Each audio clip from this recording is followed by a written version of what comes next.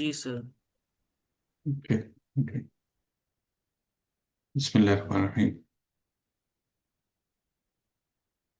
तो आज का जो हमारा टॉपिक है वो है एसक्यूएल पे।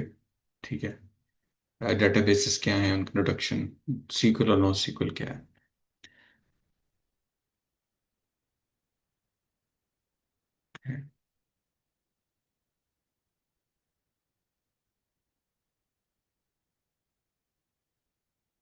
Structured query language, standard database language that is used to create, maintain, retrieve the relational database. An article we will discuss. Okay. Structured query का मतलब क्या है? एक आपके पास रिलेशनल डेटाबेस है, आरडीबीएमएस या आरडीबीएस आरडीबीएमएस है, और एक आपके पास डीबीएमएस है, ये नॉन रिलेशनल डेटाबेस है। ठीक है। तो इसमें होता ही है कि जब आप अपने डेटाबेस में डाटा स्टोर करते हैं तो उस डाटा का आपस में एक रिलेशनशिप एस्टेब्लिश करते हैं। फॉर इंस्टेंस, यहाँ पे आपके पास रोल नंबर का कॉलम है, तो इसके बाद नेम है। तो अगर मैं रो के हिसाब से जाऊं तो मेरे पास एक राम नेम के बंदे का रोल नंबर मेरे पास आ जाएगा। ठीक है।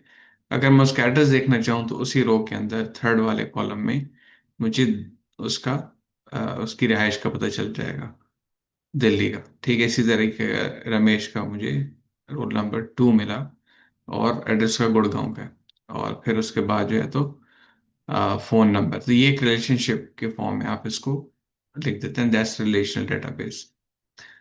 Relation database means data stored well as retrieve in the form of relations. ठीक है। For roll number one, retrieve name. For roll number one, retrieve address. Or for name Ram, roll number one, name Ram, retrieve all these other entities. Okay. तो आपके पास जो यहाँ पर relation है वो एक स्टूडेंट का रिलेशन है। ठीक है। जिस ये आपके पास एक टेबल है, स्टूडेंट का टेबल है, और उस टेबल के अंदर आपके पास स्टूडेंट्स के रोल नंबर्स हैं, उनके नेम्स हैं, एड्रेसेस हैं, फोन है और एज है। तो इनका आपस में इनको एक ही टेबल में डाल दिया और एक खास रिलेशनशिप के तहत इसको हमने स्टेब्लिश किया। तो अगर हम किसी एक की को उठाते हैं यहाँ से, तो बाकियों की उनकी वैल्यूज और उसकी प्रॉपर्टीज वगैरह देख सकते हैं। ठीक है। तो ये आपके पास रिलेशन डेटाबेस होगा।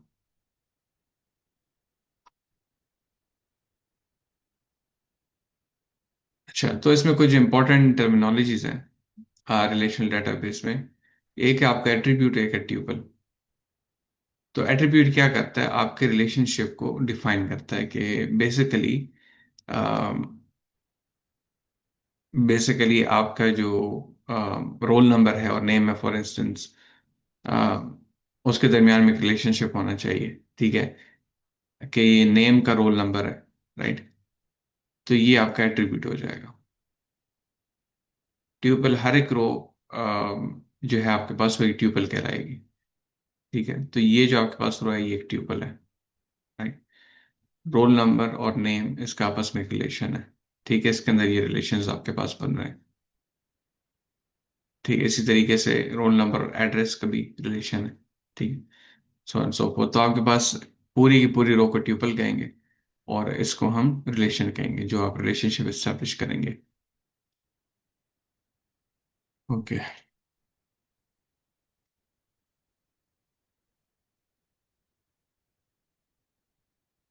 Degree. The number of attributes in relation is known as degree of relation. The student relation defined above has 5 degrees. जितने ज्यादा आपके पास एट्रीब्यूट्स हैं स्टूडेंट के, स्टूडेंट के आपके पास टेबल है। ठीक है। स्टूडेंट का एक टेबल बना हुआ है, और अगर हम स्टूडेंट का कोई एक फेच करना चाहें, जैसे नेम फेच करना चाहें, ठीक है, तो स्टूडेंट का उसके साथ एक रिलेशन है इस एंटिटी के साथ, तो उसको हम नेम उसका फेच कर सकते हैं। तो number of attributes in relation is known as degree. जितने ज्यादा एट्रीब्यूट्स होंगे उतनी हाई इसकी डिग्री होगी। ठीक है। तो number of relations is called degree. The student relation define above has 5 degree. ये एक स्टूडेंट रिलेशन है। ठीक है। कि अगर आप इस रो को फेच करते हैं तो आपके पास स्टूडेंट का रोल नंबर, नेम, उसका एड्रेस, टेलीफोन नंबर, उसकी एज आ रही है। तो ये आपके पास स्टूडेंट का एट्रीब्यूट है। कार्डिनैलिटी क्या होता है? Number of tuples in relation is known as cardinality. The student relation above defined as has four cardinalities. ठीक है। हर एक रो आपके पास, हर एक जो आपके पास रो है, वो एक ट्यूपल है। ठीक है। तो जितने ज्यादा ट्यूपल होंगे तो वो आपकी कार्डिनैलिटी डिफाइन करेगी। That will be your cardinality number. अगर आप यहाँ पे आके देखें तो इट्स कार्डिनैलिटी 4। अगर मैं एक और रो ऐड कर दूं तो कार्डिनैलिटी 5 हो जाएगी। ओके।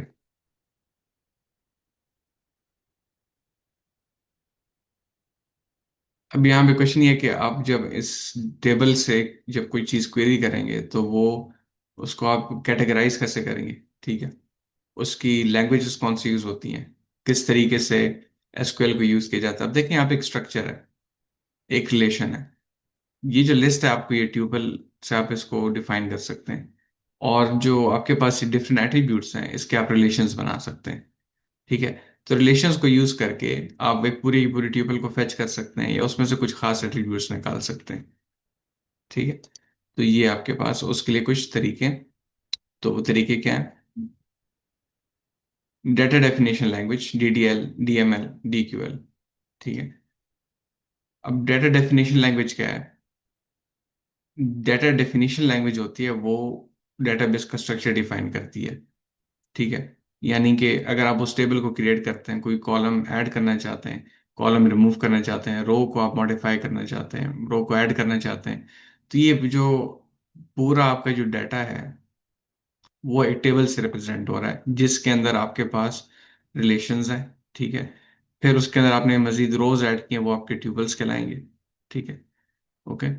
अब उसके अंदर जो ये जिस तरीके से आप इसकी वो सेगमेंटेशन कर रहे हैं, that can be done with data define definition language. आपके पास सिर्फ रॉ डाटा है, आप उसको कॉलम्स और रोज में डालते हैं। तो जब आप उसको कॉलम एंड रोज में डालते हैं तो उनका आपस में इन एट्रीब्यूट्स का रिलेशन हो जाता है and this becomes a tuple. ठीक है। और आप you can create relation between different attributes and जो आपके पास पूरे का पूरे रिलेशन होगा वो एक स्टूडेंट का रिलेशन होगा जब भी आप एक रो को फेच करेंगे। So that depends how you want to define your database. Okay. Data manipulation language क्या होती है? इंसर्ट, डिलीट और अपडेट। मेरे पास ऑलरेडी एक डाटा आ चुका है, मैंने उसको रोज और कॉलम्स में डाल दिया है। ठीक है। अब मैं उसको चेंज करना चाहता हूँ। तो उसके लिए मेरे पास कुछ होना चाहिए ना। लेट्स से कि मुझे पता चला कि लेट्स से कि असद की जो एज है वो 12 के बजाय 18 है। तो मैं उसके लिए अपडेट का फंक्शन यूज करूंगा। मुझे सबसे पहले नेम के अंदर जो सेकंड पे है या जो असद का नेम है तो उसमें मुझे क्या चीज़ चेंज करनी है? एज चेंज करनी है। तो सीक्वल यूज करके, स्ट्रक्चर क्वेरी लैंग्वेज यूज करके मैं इसको अपडेट कर सकता हूँ by using this command, this function. Data query language, it is used to extract the data from relations. Select.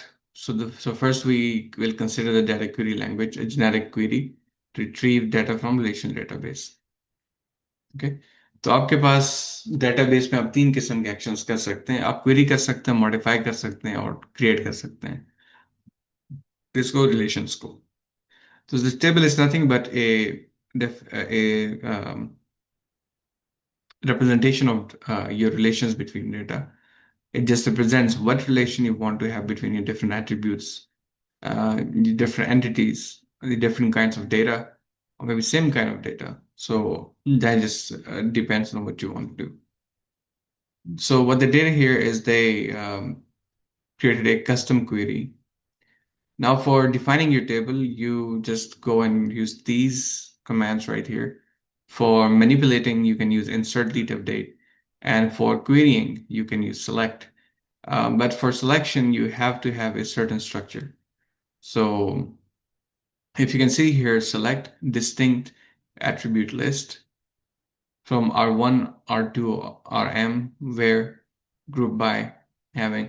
So these these commands right here, these are used to comply to the structure of your table.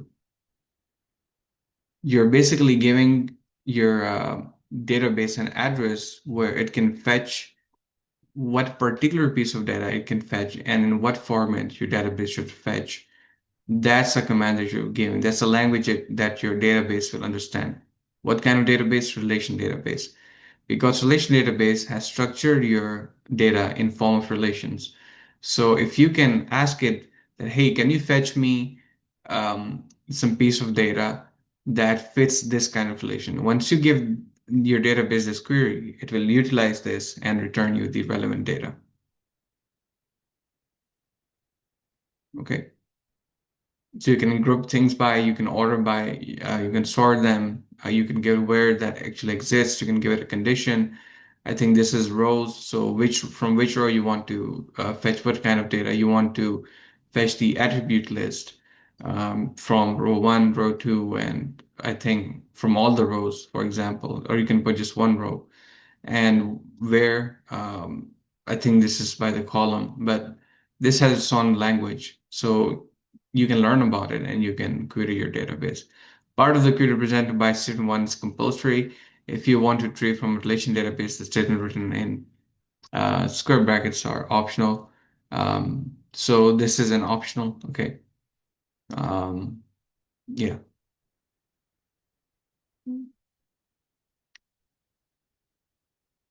you have to have this as mandatory, okay. And here you can give whatever you need to. This gives you an option. Okay. If you are grouping your data by a particular attribute, let's say I want to group my data that I'm querying by names. So then what I'm looking at is, okay, in that above example, right here, can you group something by name? And then whatever you group, I want something very particular out of it, very specific out of it, and it has to fit a certain condition. Let's say if I say it has to start with R. So fetch me name that start with R.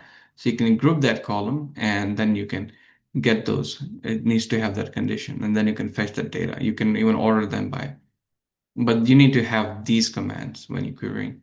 This is optional, whatever you do with it. Okay, different query combinations. If you want to retrieve attributes, roll number, names of all students, the query language will be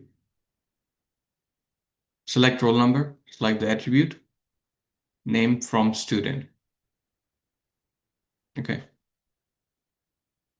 so this establishes your relation, right?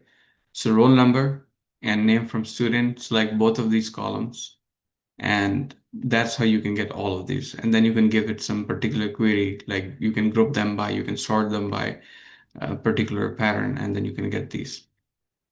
So if we want to retrieve attributes, roll number, name of student, the query will be this. So this will fetch you all of those.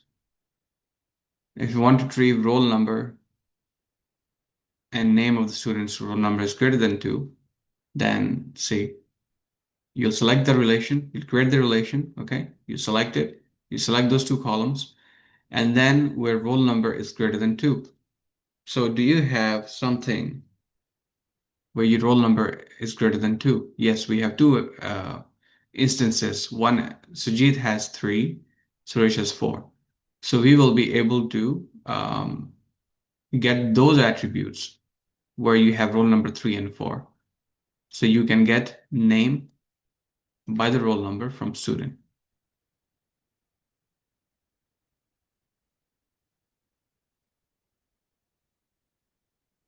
If you want to retrieve all the attributes of students, we can write asterisk.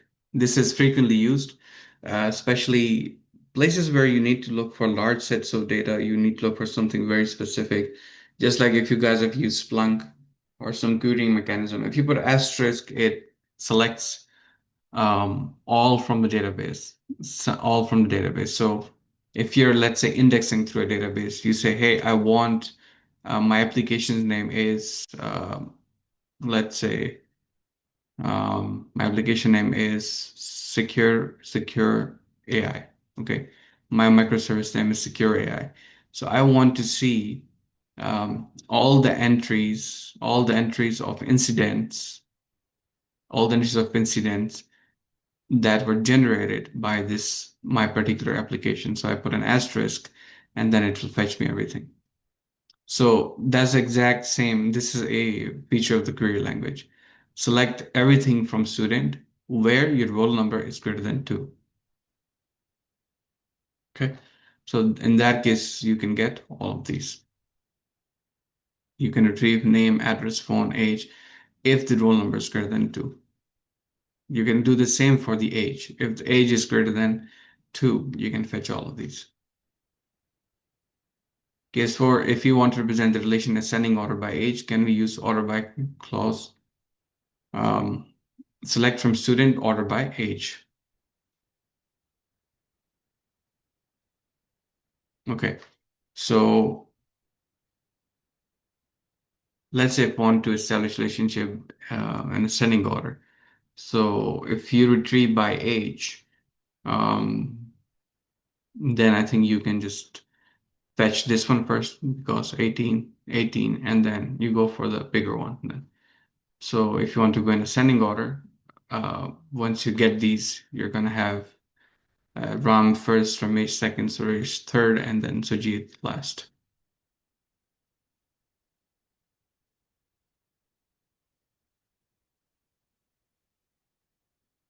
So if you want it in descending order, we want the last one to come first. So we can do the descending as well. If you want to retrieve distinct values of an attribute or group of attribute, distinct is used as in. Okay, case 5 is if you want to retrieve distinct values of an attribute or a group of attribute, um, distinct is used. So let's say what's the result going to be? Distinct on Delhi will be replaced twice in result set. Before understanding group by and having, we need to understand aggregations functions.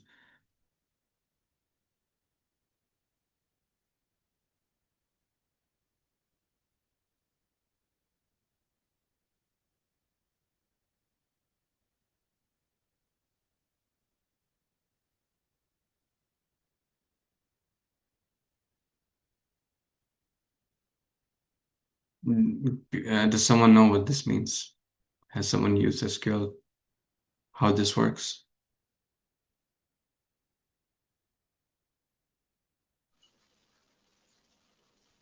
किसी को अगर इसका अंदाजा हो कि sir कौन सा आप पूछ रहे हैं ये डिस्टिंक्ट का डिस्टिंक्ट कौन? डिस्टिंक्ट जी। ये स्टूडेंट टेबल से एड्रेस कॉलम उठा रहा है और सारे डिस्टिंक्ट्स जो भी हैं उनको उठा रहा है, कोई डुप्लीकेटेड एंट्री नहीं होगी। ओके, सो डुप्लीकेट्स को अवॉइड करने के लिए जी। Delhi will be repeated twice. Okay, because अच्छा ये हमारा ओरिजिनल टेबल है तो वी हैव डुप्लीकेट्स है, राइट? अगर मैं डिस्टिंक्ट नहीं यूज करता तो it will return the duplicates. Okay, thank you. Aggregation functions are used to perform mathematical operations on data values relations. Some of the common aggregation functions used in SQL are count function is used to count the number of rows in relation. Okay, so let's say if you want to add two rows, you want to evaluate the values between two rows. I think that's where you're going to use aggregation functions if you want to perform mathematical operations on the values.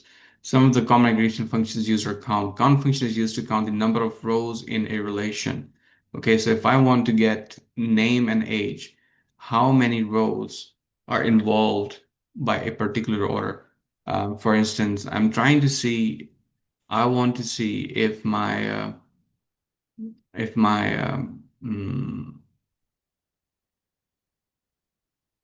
I want to see, let's say, if my student, I want to see if my student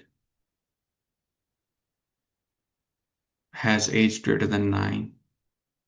How many such students are there? Okay.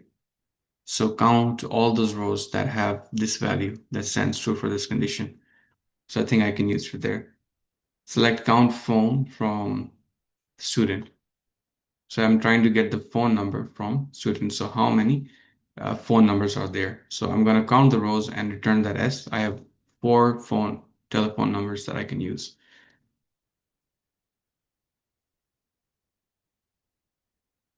Some function is used to add the values of attribute in relation.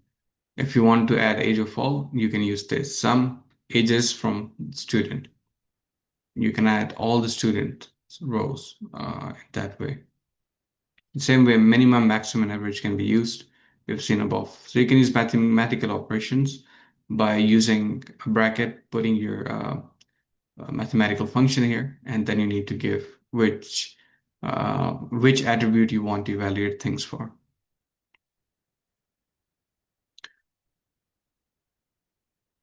Okay.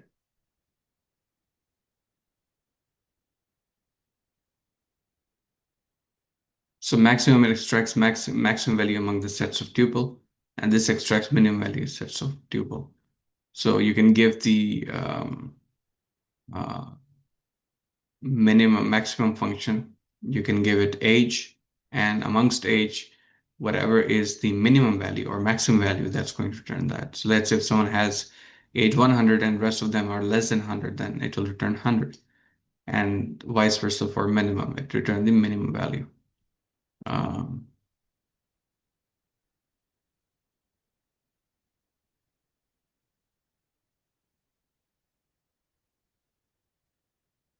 Select address, where you sum the age from student and then group them by address. So you have, I think, three things. You have data query language, DQL. You have data manipulation. Um, Again, this is a query. This is a DQL, and you're using what? So you're using data manipulation language and query language. Okay? So in this case, in this example, you select the address, you select the address attribute, you take the sum of the ages from the student table, okay, and then you group them by address. So that's how your query language is going to be. In this query, some age will be computed, but not for entire table, but for each address. Okay. Select each address and compute age for it.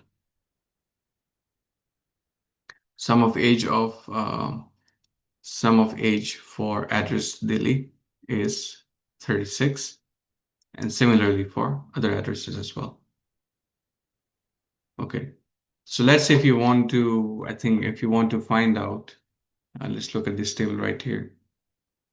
Yes, let's say if you want to find out, there are two students from Delhi. How many students there are from Delhi that are of age 18, and what's the net total of their ages if you add them together?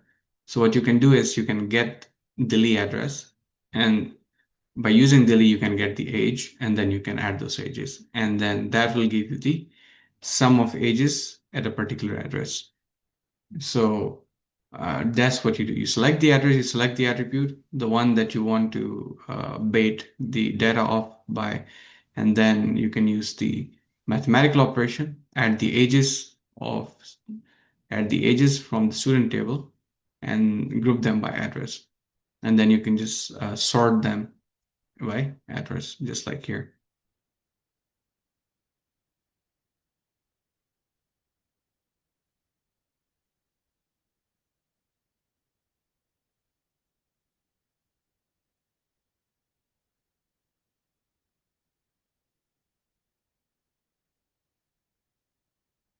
Okay. We select by roll number and address, and take the sum of age from student. We group them by address. So this execute, they're saying it will result in an error because although we have computed sum of age for each address, there are more than one roll numbers. Okay, yes. So even though this address has the same value, Delhi and Delhi, right? So you can select them using that attribute. But if you're selecting by roll number and address, you have two different roll numbers. You have same address, so you cannot select them by two different attributes. Um, so it can be displayed in result set. We need to use aggregate functions on columns after select statement to make sense. resulting set, whatever. We need to use aggregate function on columns after a select statement to make sense of resulting set whenever we are using group by. This will give you the resulting set. This selects it, and this gives you the result, which is this right here. Okay. First, what they did was they added the ages. They selected by address delete and added the ages, and then they grouped them into this table. But let's say if you are trying to use an attribute that changes from one to another. You don't have roll number as a common entity, right? You don't have as a common property or common data point. So you're using an uncommon data point and using the same data point, and you're trying to select them by these two attributes, and then you're adding them by age. So even though your age is same, but for two different roll numbers, I think this creates some kind of a conflict. So and then you're sorting them by address. It doesn't make sense. You can just get them by address. You can add their age from the student table and then group them by address. An attribute which is not part of group by clause can be used for selection. An attribute which is part of group by clause can be used for selection, but it's not mandatory. But we could use attributes which are not part of group by clause in aggregate function.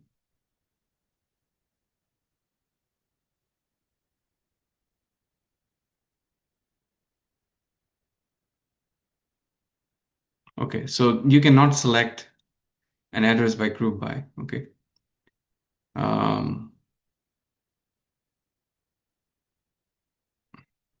Okay.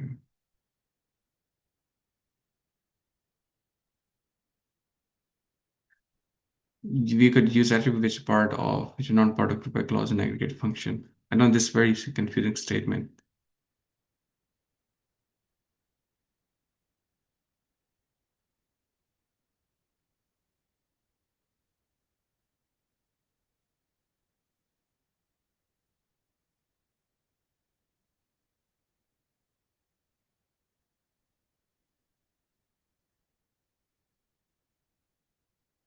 If a column is not a group by clause, you cannot use it directly in the select list.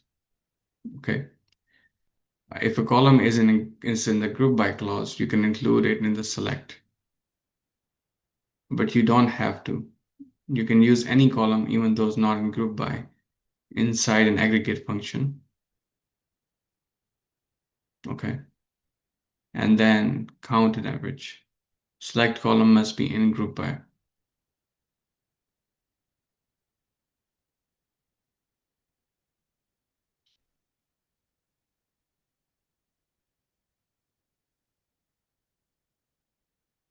Group by clause SQL is used to group rows that have the same values in specific columns. After grouping, you can apply aggregate functions, sum, count, and average. Think of group by as putting rows into buckets based on a column's value. Okay, I see now. Okay. So when we were trying to evaluate the age, you have a table where you have columns, you have age. I want to get age of all the names, age that is greater than 20, for example, right? In that case, by using a column, you can take all the names. So you can get these rows, right? Name, for example, Talha and Zubair, Asad, and we can get these three values using this, creating a group, right? So we can create a group of rows. We can create a group of rows. This is still a part of the row, right? And by using an attribute of the column. So that's what they mean to say. Now, if you come back, if a column is not in the group by clause, you cannot use it directly in the select.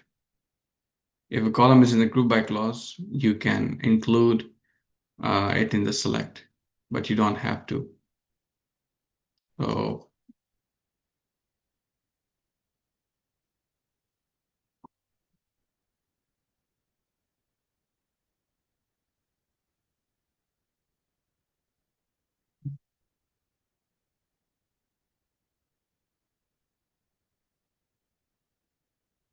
I'm still not understanding actually.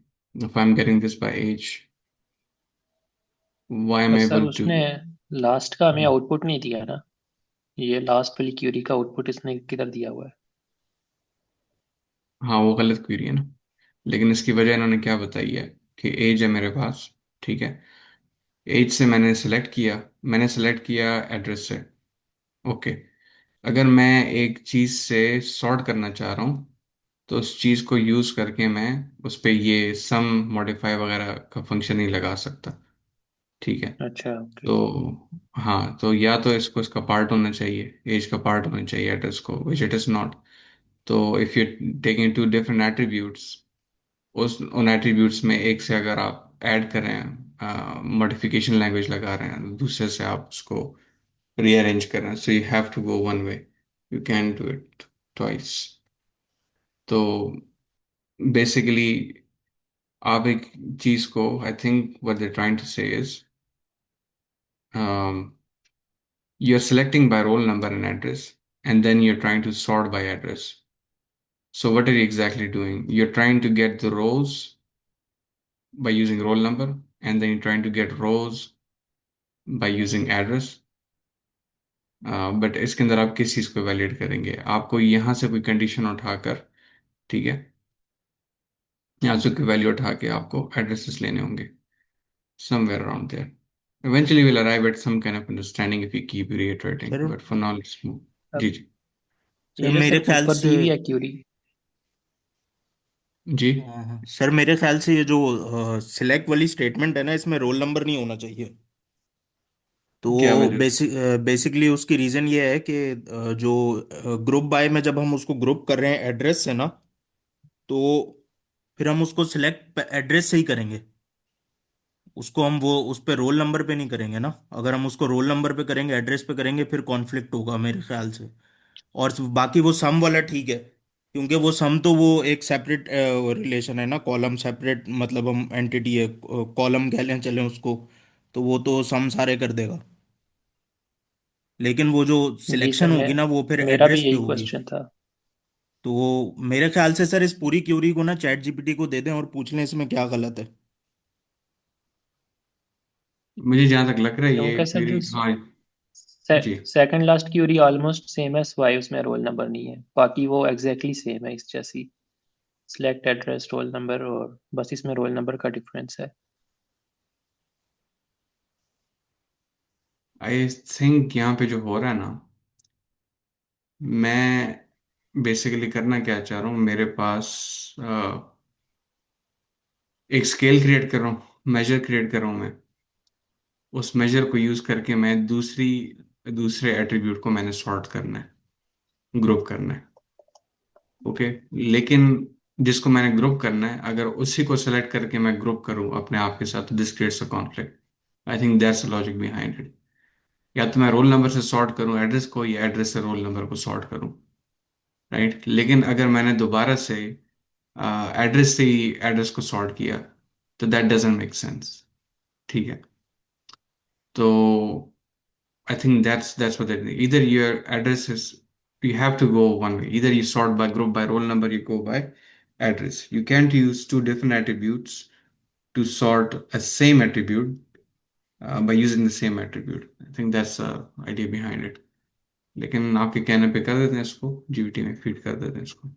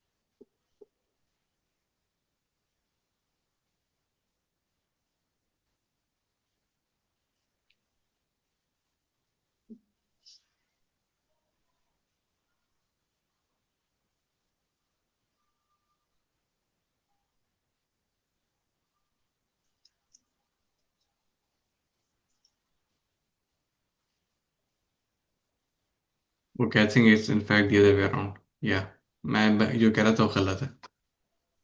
Select address and then group by address. Okay, I am so sorry, गलती हो गई यहाँ पे। Roll number यहाँ पे गलती है। मैं अगर सेलेक्ट क्लॉज के अंदर कोई एक एट्रीब्यूट यूज कर रहा हूँ तो ग्रुप बाय के अंदर भी वही जाएगा। ये इसका आइडिया है।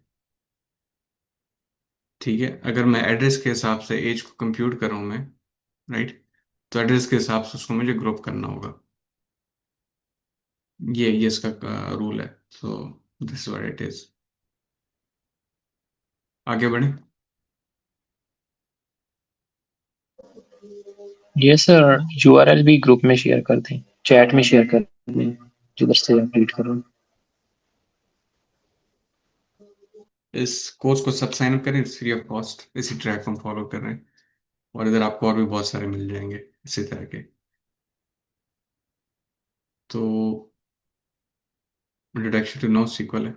हम एक काम करते हैं, एक एक को पढ़ने के बजाय।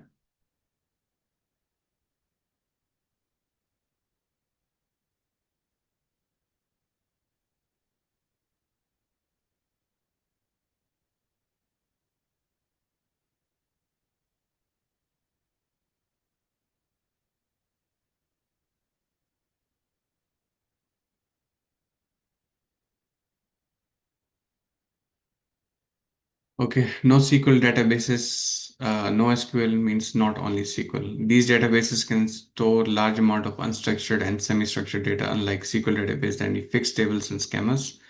NoSQL is flexible and can scale easily uh, across many cells, making it great for modern high-traffic application. Table में चूंकि आपके पास रिलेशंस हैं, उसको स्केल करना एक चैलेंज रहता है हमेशा।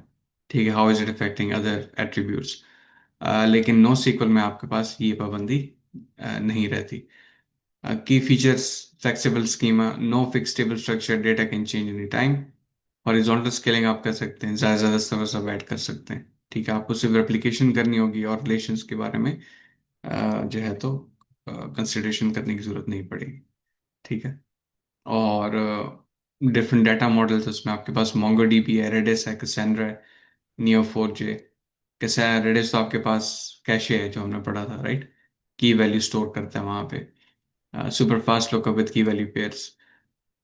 जेसॉन की फॉर्म में आप नो सीक्वल में स्टोर कर सकते हैं, जिसमें आपके पास हेडर और बॉडी रहते हैं। हेडर ना भी रहें तो you can create like something like this and store your data into that in key value pairs. Cassandra में stores and columns for big data. Never used it, so I don't know how it works. Graph databases है, this stores relationships. So basically for large data and maybe not too relatable data, you can use NoSQL for that.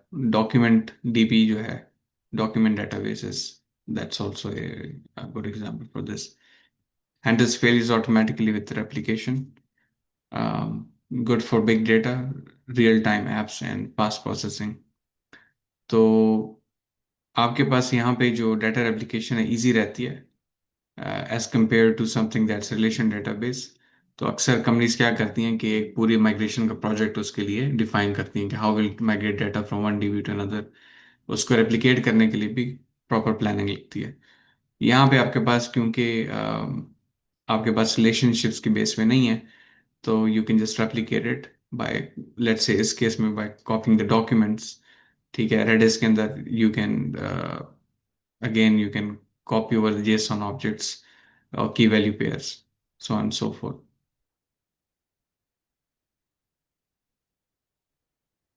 Challenges can each NoSQL system works differently. Weaker asset support. Okay, हर एक NoSQL system अलग अलग से काम करता है, challenges हैं। ठीक है, फॉर एग्जांपल अगर आप, I think if you using no standard rules. अब देखें सीक्वल में हमारे पास रूल्स हैं, आपने कैसे सेलेक्ट करना, उसको कैसे आपने ग्रुप करना है।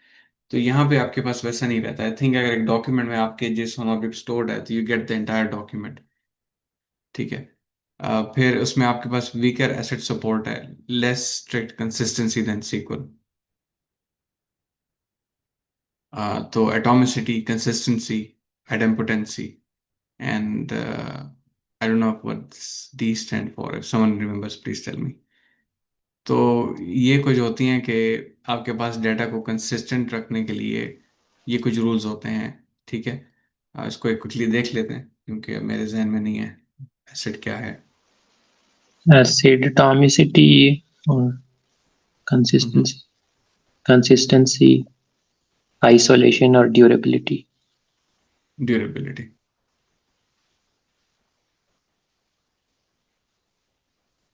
ठीक है, एटॉमिसिटी में ऑल और नथिंग ट्रांजैक्शंस के, या तो आपके पास ट्रांजैक्शन होगी या फेल होगी। ऐसा नहीं होगा कि आपके पास हाफ डेटा आ रहा है और हाफ डेटा नहीं आ रहा जब भी आप उसको क्वेरी कर रहे हैं। आई थिंक इवन कि जब राइट कर रहे हैं तो इधर it fails the entire operation या it completes the entire operation.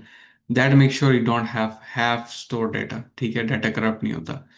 Consistency में क्या होता है कि डेटा आपके पास अक्रॉस मल्टीपल डेटाबेसेस वो कंसिस्टेंट रहता है, ठीक है। आपकी जो डीबीएमएस सिस्टम है उसका डेटा कंसिस्टेंट रहना चाहिए। कंसिस्टेंसी के भी डिफरेंट एल्गोरिदम्स हैं, ठीक है, उसकी डिफरेंट स्ट्रेटजीज हैं कि एक इमीडिएटली आप कंसिस्टेंट कर सकते हैं any time there is change in data just update and all, या एक होता है इवेंचुअल कंसिस्टेंसी होती है कि जिसमें आपने अभी करंट डेटाबेस आपका अपडेट हुआ, eventually all other database instances will also be updated. Isolation क्या होती है कि जब आप एक ट्रांजैक्शन कर रहे हैं डाटा की, ठीक है, तो वो दूसरों को इफेक्ट नहीं कर रहा है। अगर आप एज से मुतालिक चीज़ें रिट्रीव कर रहे हैं तो इट शुड नॉट इफेक्ट, अगर उसमें कुछ अपडेट कर रहे हैं तो बिल्कुल। I think this is just like the loosely coupled concept के जिसमें आपके पास जो डिफरेंट डेटा है वो आइसोलेट हो सकें, ठीक है। तो इसको देख लेते हैं। Isolation shows transactions run independently without affecting each other. Changes made by one transaction are not visible to others until they are committed. It ensures the result of concurrent transactions is the same as if they run after one another, preventing issues. Reading uncommitted data, non-repeatable reads, data changes between two reads, phantom reads, new rows appear during transaction. Okay. I think इसको इसका किसी को पता है ये isolation exactly कैसे काम करती है? सर आई थिंक ये आवाज आ रही है मेरी?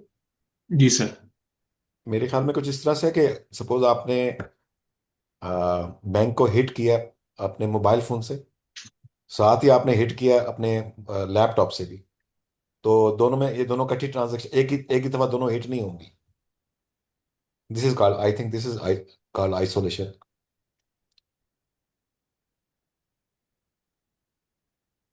अच्छा, ये थोड़ा दोबारा से रिपीट कीजिएगा इस एग्जांपल को। मतलब आपने ना, आपका बैंक अकाउंट है, जी आपने जी। मोबाइल फोन के ऊपर भी उसको ओपन किया हुआ है और लैपटॉप पे ओपन किया, आप दोनों में एट ए टाइम हिट करेंगे। एक ट्रांजेक्शन हिट हम्म। करते हैं, सेम हिट, जो भी हिट करते हैं वो दोनों एट ए टाइम हिट नहीं हो।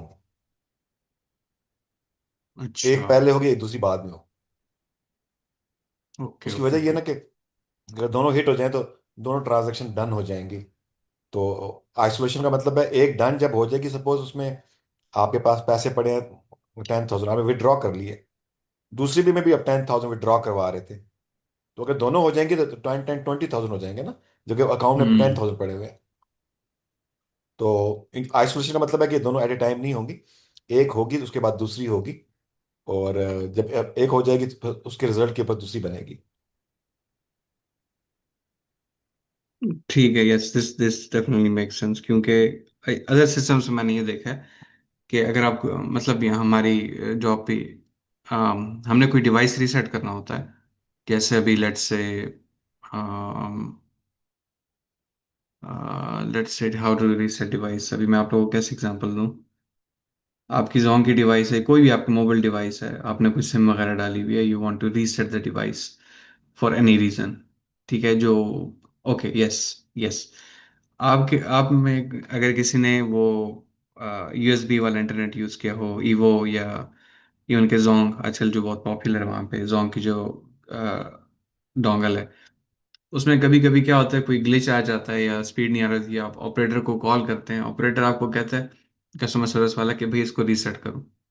जब आप उसको रीसेट सेटिंग्स में जाके करते हैं तो उसके अंदर जितनी सेटिंग्स होती हैं वो दोबारा अपनी ओरिजिनल स्टेट में आ जाती हैं।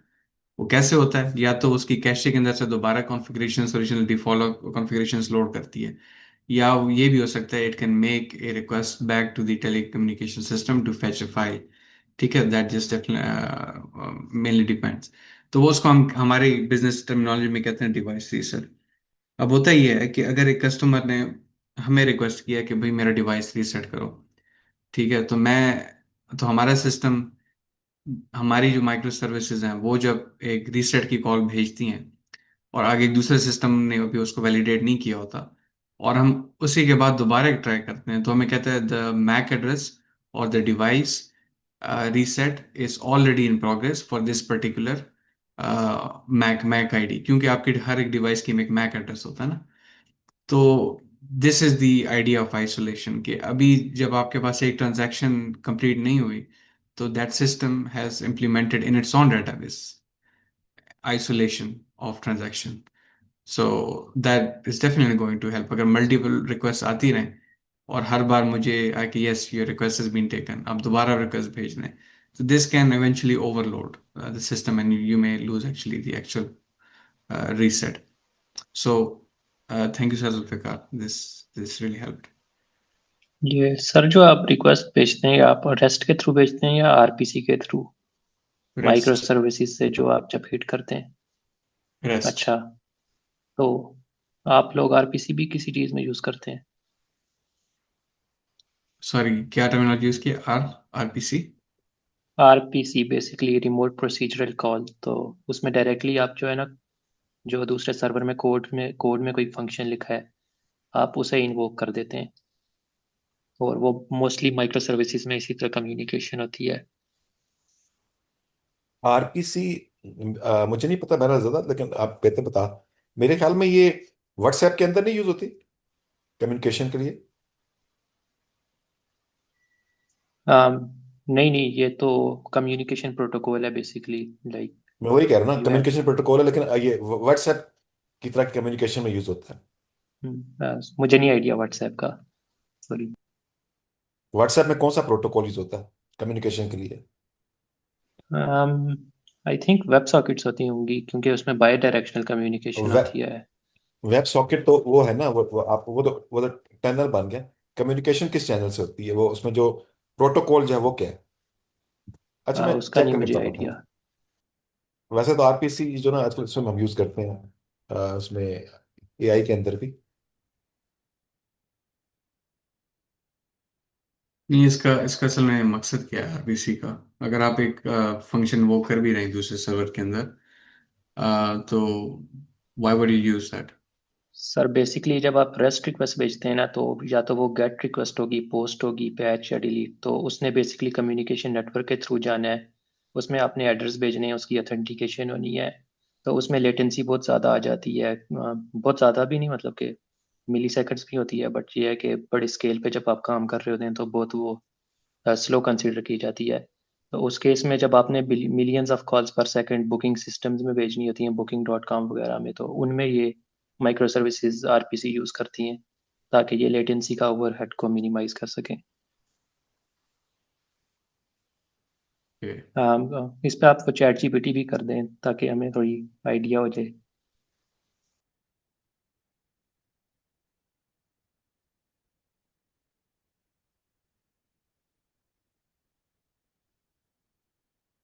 Let me see. मैं अपने वाले कॉन्टेक्स्ट में डालता हूँ, let's see something.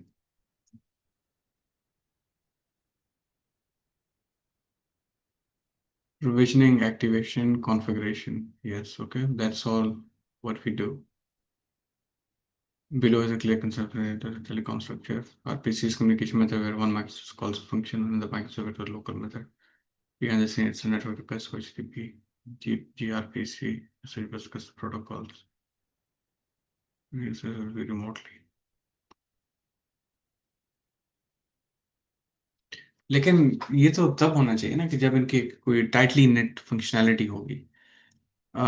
We call other microservices, they authenticate us, and then they internally call their own functions. हम ज़्यादातर उनके एपीआई को इन्वोक करते हैं। ऑथेंटिकेशन के बाद एपीआई उनका इंटरनली अपनी सर्विस लेयर पे किसी फंक्शन को या फंक्शनैलिटी को ट्रिगर करता है।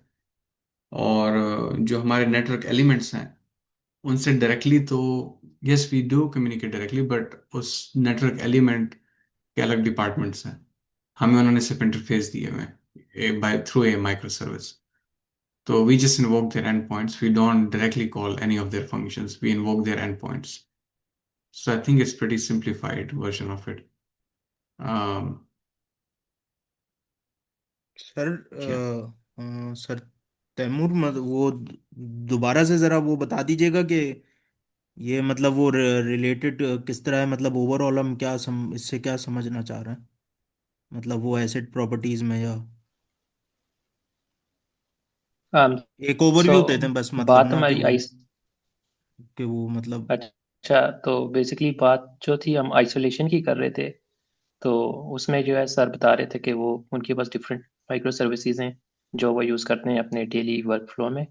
तो उसमें अक्सर ये होता है कि वो मतलब दो डिफरेंट लोकेशंस के थ्रू आप रेस्ट एपीआई को इन्वोक कर सकते हैं। और अगर आपने कोई ट्रांजैक्शन बनानी है या कोई आपने वैल्यू डेटाबेस में पड़ी है उसको इंक्रीमेंट करनी है, फॉर एग्जांपल अगर काउंटर की वैल्यू 1 है तो मैंने यहाँ से इन्वोक कर दी और उधर से तला भाई ने भी इन्वोक कर दी मेरे थोड़ी देर बाद।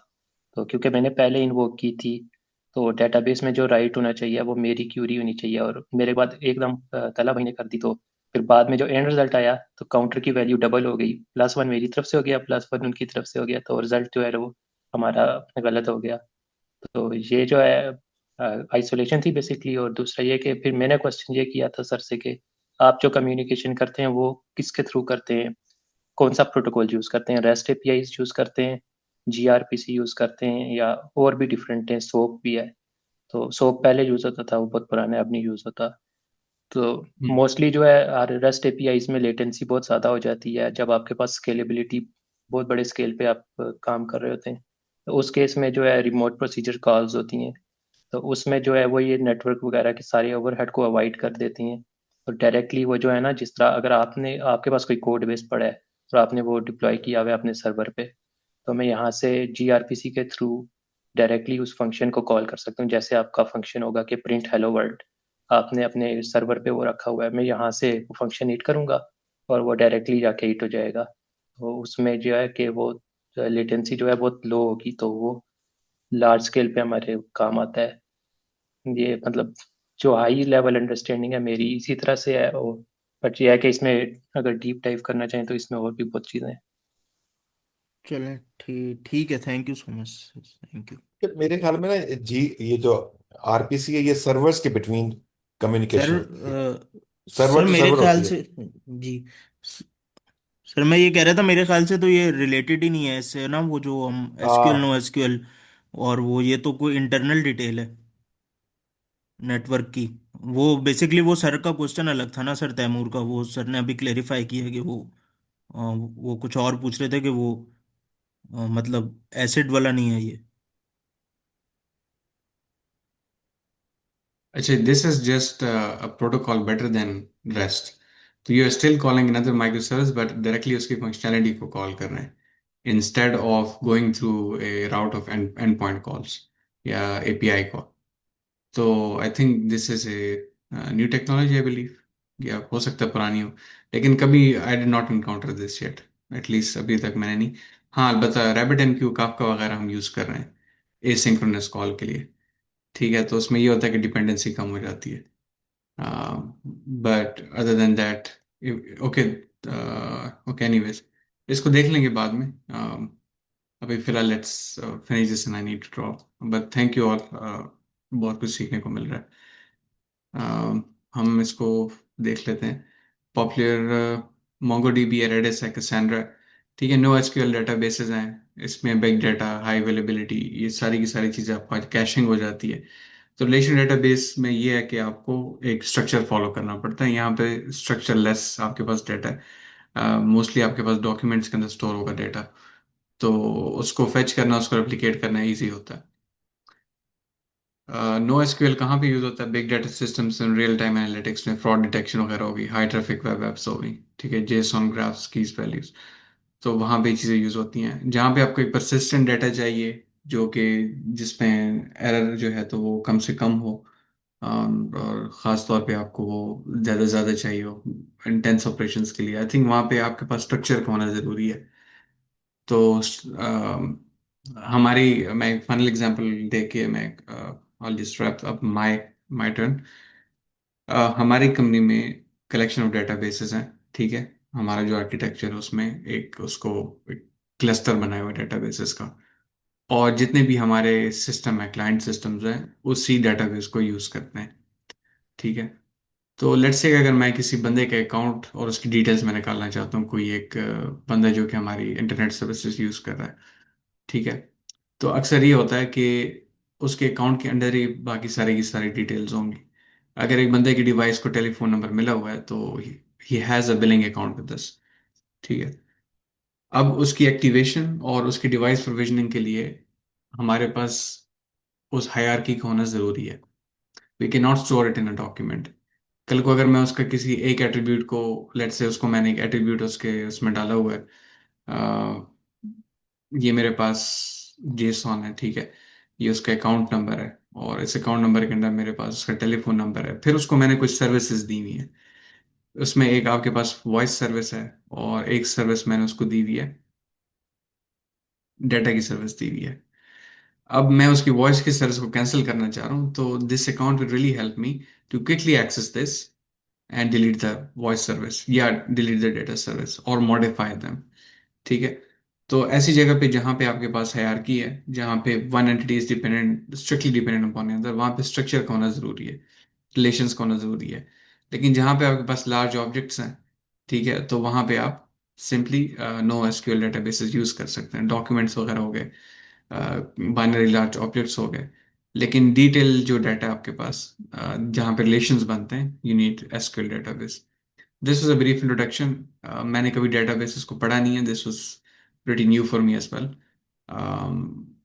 but yeah, I hope you guys were able to get some value out of this. Over to you, Sir Zubair. Please take over the next one and see what you want to do next. जी sir, Thank sure. you. Thank you sir. अच्छा, इस start करने से पहले किसी को कोई general question हो तो आप लोग पूछ लें।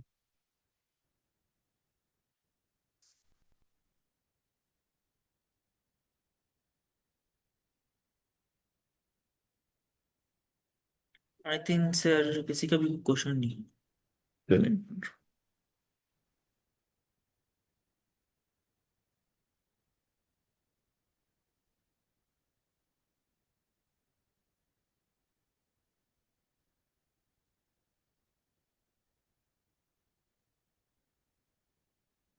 जी, मेरी स्क्रीन विजिबल है। Yes sir.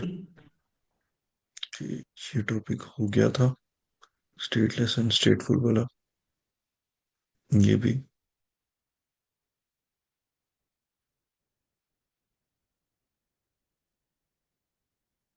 चले हम इसको देख लेते। Clustering and non clustering indexing. Indexing is a performance optimization technique in SQL Server that significantly improves the speed of data retrieval operations. There are mainly two types of indexing, clustered and non-clustered. Understanding the difference between them is essential for the database developer and administrators. एक second में charge लगा लूं साथ।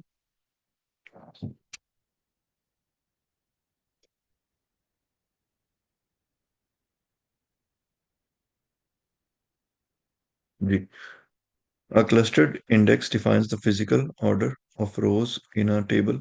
And when you create a clustered index on a column, SQL Server rearranges the actual data rows to match the index order.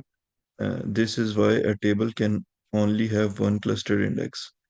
तो वो ये बता रहे हैं कि जो clustered index होता है is the physical order of rows in a table. जैसे जैसे हमारी rows बनती रहती है, वो उनका जो order होता है वो clustered index होता है।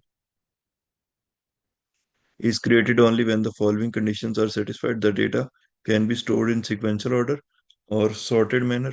The column used as the key must contain unique values. यानी कि जब हमारे पास प्राइमरी की मौजूद है और डेटा जो है वो ऑर्डर के अंदर है, तो मोस्ट प्रोबेबली हम प्राइमरी की को वो क्या कहते हैं कि ऑटो फिल करते हैं, 1 2 3 4 5 6, तो उसी के बेस के ऊपर हम क्लस्टर इंडेक्सेस जो है वो बनाते हैं।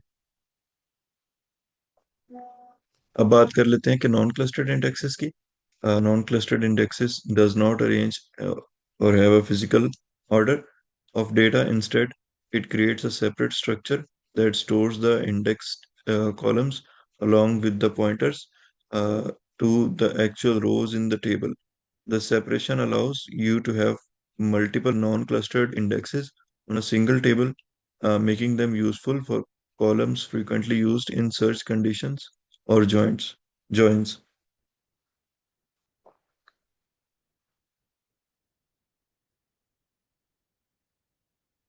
अच्छा, ये जो है ना, it creates a separate structure that stores the indexed columns and along with the pointers row locators to the actual रोज।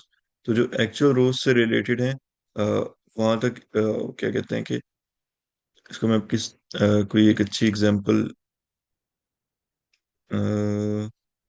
जैसे कि मैं ये वाली देख लूं।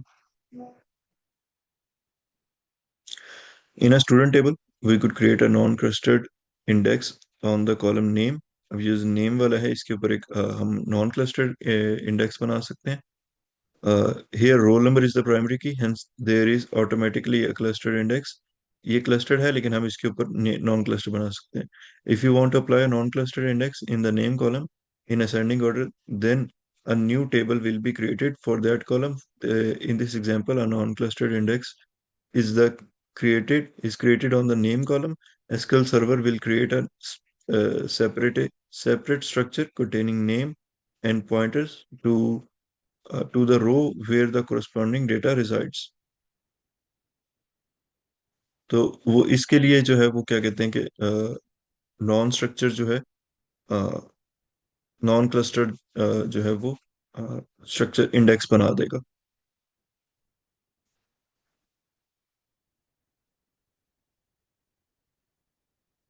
अच्छा, नॉन क्लस्टर की ना हमको एक अच्छी सी एग्जांपल देख लेते हैं, उससे आई थिंक ज़्यादा ये क्लियर हो जाएगा। मुझे इनकी एग्जांपल जो है वो ज़्यादा कोई सूटेबल लगी नहीं है।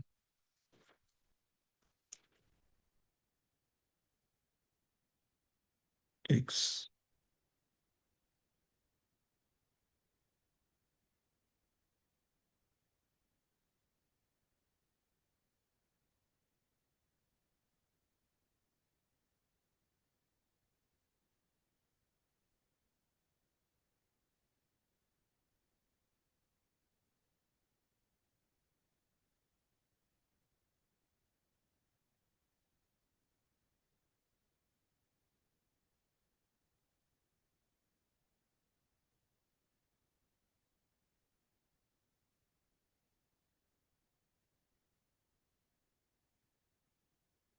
अच्छा, तो उसने भी वही सेम काम किया कि हमारे पास एक कस्टमर आईडी जो थी वो पहले से थी, जो कि क्लस्टर्ड इंडेक्स है, लेकिन हम जो है वो फ्रीक्वेंटली सर्च कर रहे हैं कस्टमर्स बाय ईमेल।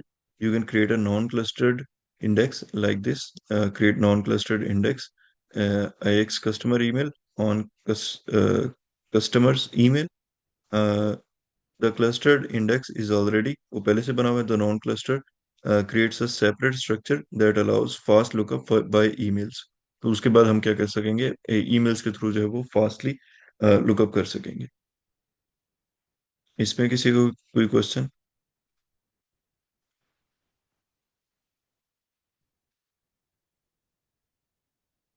दो बेसिक डेफिनेशंस थी, एक वो जो है सीक्वेंशियल इंडेक्सिंग है और दूसरी जो है वो नॉन सीक्वेंशियल है। तो आई थिंक ये क्लियर होगा। हम अब थोड़ा सा ये देख लेते हैं कि क्यूरीज को ऑप्टिमाइज किस तरह किया जाता है। ये थोड़ा सा लंबा टॉपिक है but will go through it.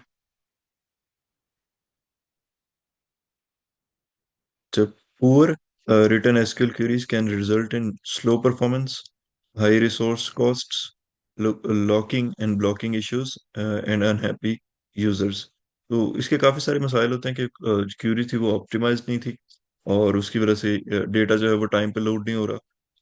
तो इस एंड फॉर एग्जांपल, अगर आप अमेजोन की वेबसाइट खोलें, अगर उनकी क्यूरी ऑप्टिमाइज नहीं है और आप कोई प्रोडक्ट सर्च करते हैं तो वो प्रोडक्ट आपको मिलने में लाइक शो होने में 10 सेकंड से ज्यादा का टाइम लग रहा है या कुछ मजीद ज्यादा सेकंड लग रहे हैं, तो इसका मतलब ये है कि the query is not optimized, we can optimize it. अब इसके अंदर पहला पॉइंट जो उन्होंने लिखा हुआ है कि use indexes wisely. Indexes let the database quickly look up rows instead of scanning the entire table. तो जब इंडेक्सेस हमारे पास होंगे तो हम जल्दी से वो रोज निकाल लेंगे, वो ढूंढ लेंगे, इंस्टेड के वो पूरा टेबल जो है वो स्कैन करता रहे। अब the above query will run much faster if the customer ID is indexed. Uh, Select static from order where customer ID is 123. Create index I, IDX orders customer ID on और अच्छा, तो ये एक customer वो क्या कहते हैं, non नहीं क्लस्टर्ड क्यूरी जो है वो बना रहा है, क्लस्टर्ड इंडेक्स बना रहा है। तो इसके अंदर ये है कि ऑटोमेटिकली वो primary index primary key create हो जाएगी, ensures uniqueness and efficient access.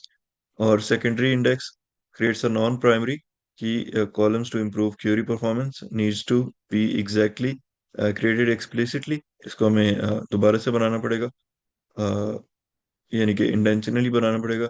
determines the physical order of the data in the table, only one per table in some databases। uh, primary indexes are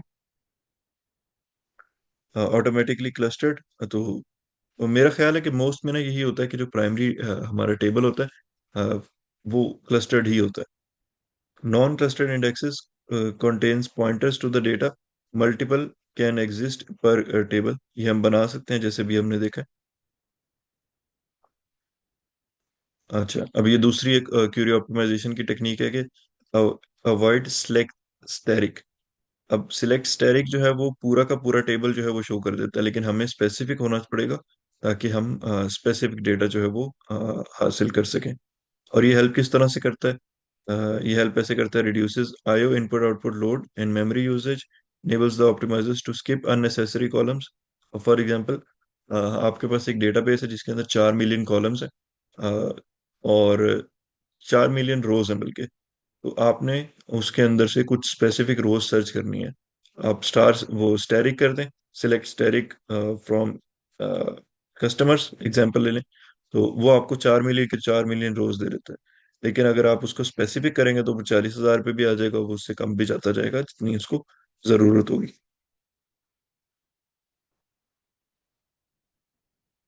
limiting rows with where and limit. वो where जो है वो अगर नहीं पता किसी को तो ये इफ कंडीशन होती है हमारी एसक्यूएल की, और लिमिट हम लगा सकते हैं कि कितना वो शो करे। तो ये दो जो है वो हम यूज कर सकते हैं। अब जैसे क्यूरी को मैं दिखा दूं, तो select name from customers where country is USA. If अगर आप इधर लिखें इफ कंट्री इज यूएसए तभी वो शो करेगा। और ऑर्डर बाय, तो ये हम कर सकते हैं, और उसके अंदर हमने लिमिट भी लगा दी कि इतनी हमें चाहिए है। राइट एफिशिएंट वेयर के क्लॉजेस। अब वो कह रहा है कि एफिशिएंट वेयर क्लॉजेस लिखें, इसको भी थोड़ा सा देख लेते हैं। The where clause is one of the most important parts of an SQL query because it filters rows based on conditions. However, you write it can significantly improve performance. A common mistake in using functions or operations directly on column values in the where clause. This can prevent database from using indexes, which slows down query execution। अच्छा, वो poor Curie लिखी हुई है, select asterisk from employees. सारे employees select कर लो, employees के अंदर से सब सिलेक्ट कर लो।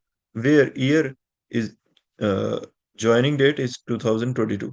तो ये why it is a bad query, उसकी रीजन ये उन्होंने दी हुई कि the year function is applied to every value in joining column. तो इस कॉलम के अंदर जो जितने भी वो ईयर मतलब कि जितनी भी रोज हैं उन सब के ऊपर ये ईयर फंक्शन अप्लाई होगा। This disables the use of indexes, forcing a full table scan.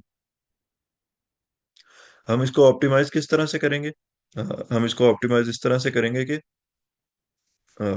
select static from employees where joining date is greater than equal to 2022 11 और वो 2023, इन दोनों, and joining date is less than तो वो basically बहुत specific तरीके से, यानी कि अ, ये इस तरह से है कि अगर हमारे पास, नॉट श्योर ये ड्रॉ क्यों नहीं कर रहा। ओके, अगर हमारे पास एक टेबल है, उसके अंदर अगेन वही 4 मिलियन की एग्जांपल है, बहुत ज़्यादा सारी रोज हैं, और आप चाहते हैं कि स्पेसिफिक रोज यानी कि इतना हिस्सा आपको चाहिए, तो हम सिर्फ इतने को फिल्टर करेंगे। बल्कि ऐसा नहीं करेंगे कि वो पहले इसको भी स्कैन करे और इसको भी स्कैन करे और फिर ये वाला हिस्सा हमें निकाल के दे। हम डायरेक्ट ही सिर्फ इतना हिस्सा जो है वो उससे पकड़ेंगे, और ये काम हमने यहाँ पे किया। यहाँ तक कोई क्वेश्चन है तो आप लोग पूछ लें। सर आप ये कह रहे हैं कि सिलेक्टिव एरिया की तरफ जाएगा और उसको स्कैन करेगा। Exactly exactly. तो वो जो इसका सिलेक्टिव के लिए तो हमें इंडेक्स चाहिए होता है ना, हम रियल वर्ल्ड में भी देखते हैं। और हमें ये भी पता है कि डीबीज के अंदर भी एसक्यूएल में इंडेक्स चल रहा होता है जो उसको फास्ट बनाता है, वो वन टाइम में कांस्टेंट टाइम में ले जाता है। तो अभी के तौर पे ये किस तरह करेगा सिलेक्टिव, बगैर स्कैनिंग के उसको किस तरह पता मैंने कहाँ से स्टार्ट करना है। मैं इसको इस तरह से बताता हूँ। रुके, हम एक ना एग्जांपल डेटाबेस देख लेते हैं इसकी।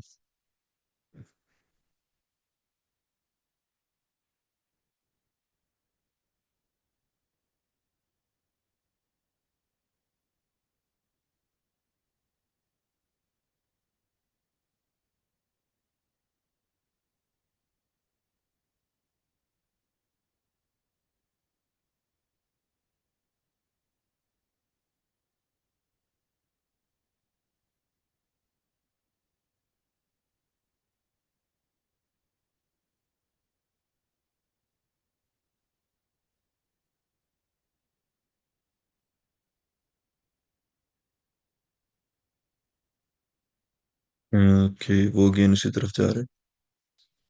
चलें, जिस तरह से मैं समझा रहा था मैं उसी तरह से समझा देता हूँ,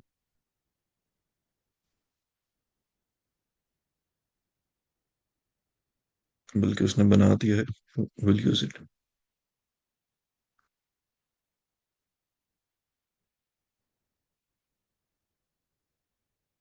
अच्छा, ये हमारे पास टेबल है। आप जिस तरह से कह रहे हैं, आप ये कह रहे हैं कि वो इसको मद्देनजर रखते हुए वो फाइंड आउट करके देता है, राइट? जी। ठीक है। अब इसके अंदर ये है कि हमने उसको बाउंड किया है। पहली क्यूरी के अंदर हमने ये बोला था कि जब ईयर इज 2022, ठीक है। तो वो ये करेगा, यहाँ पे देखेगा क्या ये 22 है, नहीं है, डिस्कार्ड कर हम्म, देगा। क्या ये 22 है, नहीं है, क्या ये 22 है, नहीं है, बल्कि ये वाला था। तो जो जी। तीसरा वाला है, जब वो 22 उसको मिल जाएगा तो वो उसको पिक कर लेगा। फिर वो नेक्स्ट पे जी। जाएगा, फिर वो नेक्स्ट पे जाएगा, फिर वो नेक्स्ट पे जाएगा, फिर वो यहाँ ये पिक कर लेगा और फिर वो नेक्स्ट पे चला जाएगा, राइट? हम्म। अब जो दूसरा केस है जो मैंने बताया है, उसमें ये करेगा कि वो अ, ये चेक करेगा कि इफ दिस पोर्शन, यानी कि आप इसको सॉर्ट करके समझें कि यानी कि ये सर हमारे पास। मैं आपकी बात समझ गया हूँ उसमें मतलब लेन चलना उसने लीनियर ली ही है और स्टार्ट से शुरू करेगा, लेकिन ये है कि जब उसको रिजल्ट मिल जाएंगे नीचे वाला हिस्सा में भी वो इग्नोर कर दे।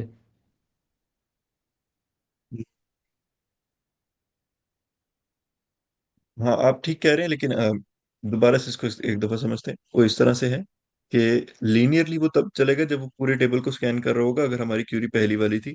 दूसरी हम्म। वाली क्यूरी के अंदर वो स्टार्ट ही वहां से करेगा जहां पे हमारे पास टेब 22 एग्जैक्ट डेट आ रही है। तो उसको कैसे पता है कि वहां से स्टार्ट करना है। वो हमने एग्जैक्ट उसको हार्ड कोड करके दिया हुआ है। नहीं सर, वो तो तब भी है ना कि उसको उसका इंडेक्स दिया जाए, अदरवाइज तो नामुमकिन है। डेटाबेस में हमने बेशक उसको, इंडेक्स होता है जब हम जी जी, उसको हमने कॉन्स्टेंट में उसके अंदर आईडी उसको देते हैं। जी। उसको एज अ वैल्यू दिया है कि ये एक हमारा जो टेबल है, सॉरी, ये रो की वैल्यू है जहाँ यहाँ से स्टार्ट करना है, विच इज दिस वन। हाँ तो सर ये उसको ये ढूंढने के लिए भी चलना पड़ेगा ना, क्योंकि ये इंडेक्स नहीं है उसका। आप आप ठीक कह रहे हैं, लेकिन मेरे अकॉर्डिंग वो यहाँ से डायरेक्ट स्टार्ट करेगा, उसको ये ढूंढना नहीं पड़ेगा। सर वही ना, अगर करेगा भी तो उसके पीछे रीज़न होगी। या तो मतलब ये कोई प्राइमरी प्राइमरी वैल्यू है जिसको वो एज ए इंडेक्स यूज़ कर अंडर द हुड, ये क्या है? अदरवाइज तो वो ब्लाइंड है ना, उसको नहीं पता ये किधर हाँ, एग्जिस्ट करता है। अ, इसको इस तरह से देखेंगे, जो हमारे पास पूरा टेबल मौजूद है उसके अंदर ना कहीं पे यहाँ पे एक वैल्यू मौजूद है जो कि है 2022। ठीक है, और ये उसके साथ बाकी चीज मैच कर रही है। तो हमने वो एग्जैक्ट वैल्यू दे दी है कि यहाँ से स्टार्ट करना है, इससे पीछे स्टार्ट नहीं करना।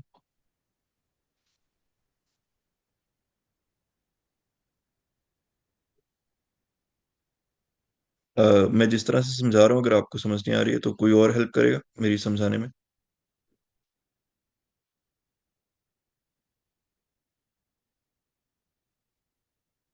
एनीवन? सर क्वेश्चन क्या है आपका? जी, क्वेश्चन ये है कि सेकंड क्यूरी ऑप्टिमाइज्ड कैसे है फर्स्ट वाली की निस्बत। जस्ट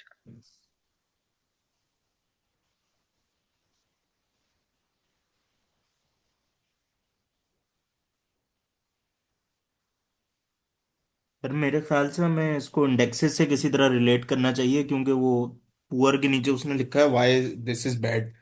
वो कह रहा है ईयर का फंक्शन जो है वो अप्लाई होगा हर वैल्यू पे, तो उसका नुकसान ये होगा कि वो इंडेक्सेस हम यूज नहीं कर पाएंगे और फुल टेबल स्कैन हो जाएगा। इंडेक्सेस नहीं यूज कर रहा जी। हाँ, बेसिकली वो लेकिन ये इंडेक्सेस को नहीं मुझे यूज कर रहा। ऊपर क्लियर वाली नहीं है कि क्यूरी ये इंडेक्सेस इंडेक्स नहीं यूज किस कर तरह यूज होगा किस सिनेरियो में। बेसिकली जो आपका टेबल होता है ना, आप उस पे इंडेक्स बना देते हैं। इंडेक्स लाइक जिस तरह बुक के स्टार्ट में आपके पास टेबल ऑफ कंटेंट्स होते हैं, तो बजाय इसके कि आप टेबल में जाके तो पूरी बुक सर्च करें, आप स्टार्ट में जाते हैं, बुक के 4-5 पेजेस खोलते हैं, उधर इंडेक्स देखते हैं और देखते हैं कि किधर आपकी लोग के पेज नंबर क्या है, और उधर चले जाते हैं। तो सिमिलरली ये सेकंड वाली क्यूरी है, तो इस केस में वो इंडेक्सेस को यूज कर रहा है। उसने इंडेक्स बना के रखा हुआ है पहले से ऑलरेडी, कि इस रेंज से दरमियान में, इस रेंज के दरमियान जो भी डाटा है वो आपको इस लोकेशन पे मिलेगा, इस मेमोरी एड्रेस पे मिलेगा। तो वो डायरेक्टली मेमोरी एड्रेस पे जा रहा है, तो उसको बिग O ऑफ एन जो है ना उसमें एक्सेस कर देगा। बट इस केस में ज्वाइनिंग डेट इक्वल्स टू वो पूरा टेबल को ट्रेवर्स, तो फिर उसको जाके डाटा मिलेगा, तो इस जी वजह सर से। ये जी सर, ये लीनियरली ही चलेगा और ये एन टाइम में चलेगा। अब बात आती है कि वो कब इस तरह एक वक्त हम्म आएगा कि हम उसको बता पाएँ कि एग्जैक्ट वहाँ से शुरू करना है। तो उसके लिए हम इंडेक्स टेबल बनाते हैं कॉलम के अगेंस्ट। अगर हमारा फ्रिक्वेंटली यूज़ होने वाला कॉलम है ज्वाइनिंग डेट, तो इसके अगेंस्ट एक टेबल बन जाएगा एग्जैक्ट। तो अब उस यस टेबल के ऊपर जब एग्जैक्टली। हम वर्किंग करेंगे ना, हाँ जी, वो फिर इंडेक्सिंग में जाएगा, कांस्टेंट टाइम में चला जाएगा उधर। यस। जो इसकी में सेकंड में आपका रेंज क्वेश्चन जो है ना वो इस रेंज क्यूरीज तरीके जितनी से भी है ना रेंज। आपके पास, रेंज क्यूरीज जितनी भी होती हैं, आपको अगर फॉर एग्जांपल एज 10 के और 20 के दरमियान जितने भी लोग हैं वो चाहिए, तो वो सारे इंडेक्सेस के थ्रू आप एक्सेस करें तो वो बेटर अप्रोच होती है।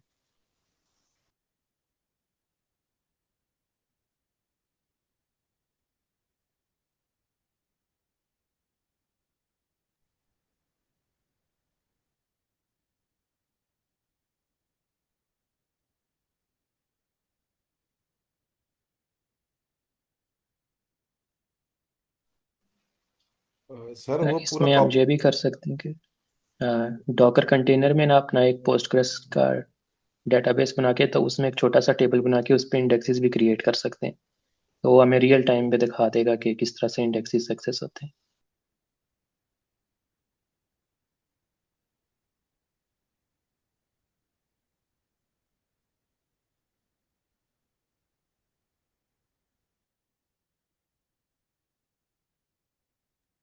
सर हाँ, अगर तो ये ना इंडेक्सिंग बनी हुई है ना। बिल्कुल जी जी, ये उसके अंदर इंडेक्सेस ही यूज कर रहा है। The conditions are simple. Comparisons directly on the column without any functions. The database can use an index on joining date to quickly filter the rows that fall within the date range. लेकिन sir index अगर बनी हुई होगी तब। वो अलग लेकिन से एक इसके अंदर प्रोसेसर इंडेक्स, बनानी पड़ती है। जी सर, ऐसे ही है, वो इंडेक्स पहले से बनी हुई है, वो उसमें यही एज्यूम भी कर रहा है हाँ वो सर, ये गीक फॉर बायस्ड है, गीक्स में। ये क्यूरी वैसे भी पहले से बायस्ड नहीं है। बनी होती, इंडेक्स आपको खुद क्रिएट करनी पड़ती है। हाँ नहीं जी। सर, समटाइम्स आपके पास। वो सही कह रहे हैं, वो तो करनी पड़ती है, लेकिन जो वो हम पढ़ रहे हैं ना गीक फॉर गीक्स पे, उसमें वो ये एज्यूम कर रहा है कि इंडेक्स बना हुआ है पहले से। तो तभी अच्छा। वो कह रहा है कि वो इंडेक्स का यूज नहीं कर पाएगा। अगर इंडेक्स होता ही नहीं तो वो इस तरह की कोई बात ही नहीं करता ना। जी उसने उसने जो वो जस्टिफिकेशन दी है कि वो क्यूरी क्यों बैड है, तो वो इसी यही दी है कि वो इंडेक्सेस यूज नहीं होंगे। तो सर, ऑप्टिमाइज्ड में ये है कि वो इंडेक्सेस यूज बिल्कुल। होंगे, इसका मतलब है वो ऑलरेडी क्रिएटेड है। सर, बुनियादी फर्क समझें कि एसक्यूएल के अंदर हैश मैप यूज होता है, ठीक है, और हैश मैप का under the hood concept indexing है। तो डेटाबेस जो है वो हैश मैप यूज करती है वो किसी पॉइंट पे पहुंचने के लिए। अब पूरी रो के नहीं सारे कॉलम सर, के लिए तो आप हैश मैप इंडेक्सिंग जो नहीं है, कर पाएंगे। सर हैश मैप नहीं यूज़ होता। बेसिकली जो एसक्यूएल डेटाबेसेस हैं उसके under the hood B trees और बी प्लस ट्रीज यूज़ होते हैं, और जो नो एसक्यूएल डेटाबेसेस होते हैं उसमें एलएसटीएम ट्रीज यूज़ होते हैं, और इंडेक्सेस के केस में हैश मैप्स यूज़ होते हैं। सर सर, वो मैं सही है। मैं इंडेक्सिंग की ही बात कर रहा हूँ। जब एग्जैक्ट पहुंचना आता है तो हैश टेबल ही यूज हो रहा होता है। यस।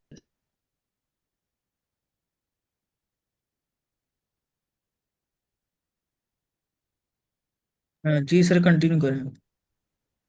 जी।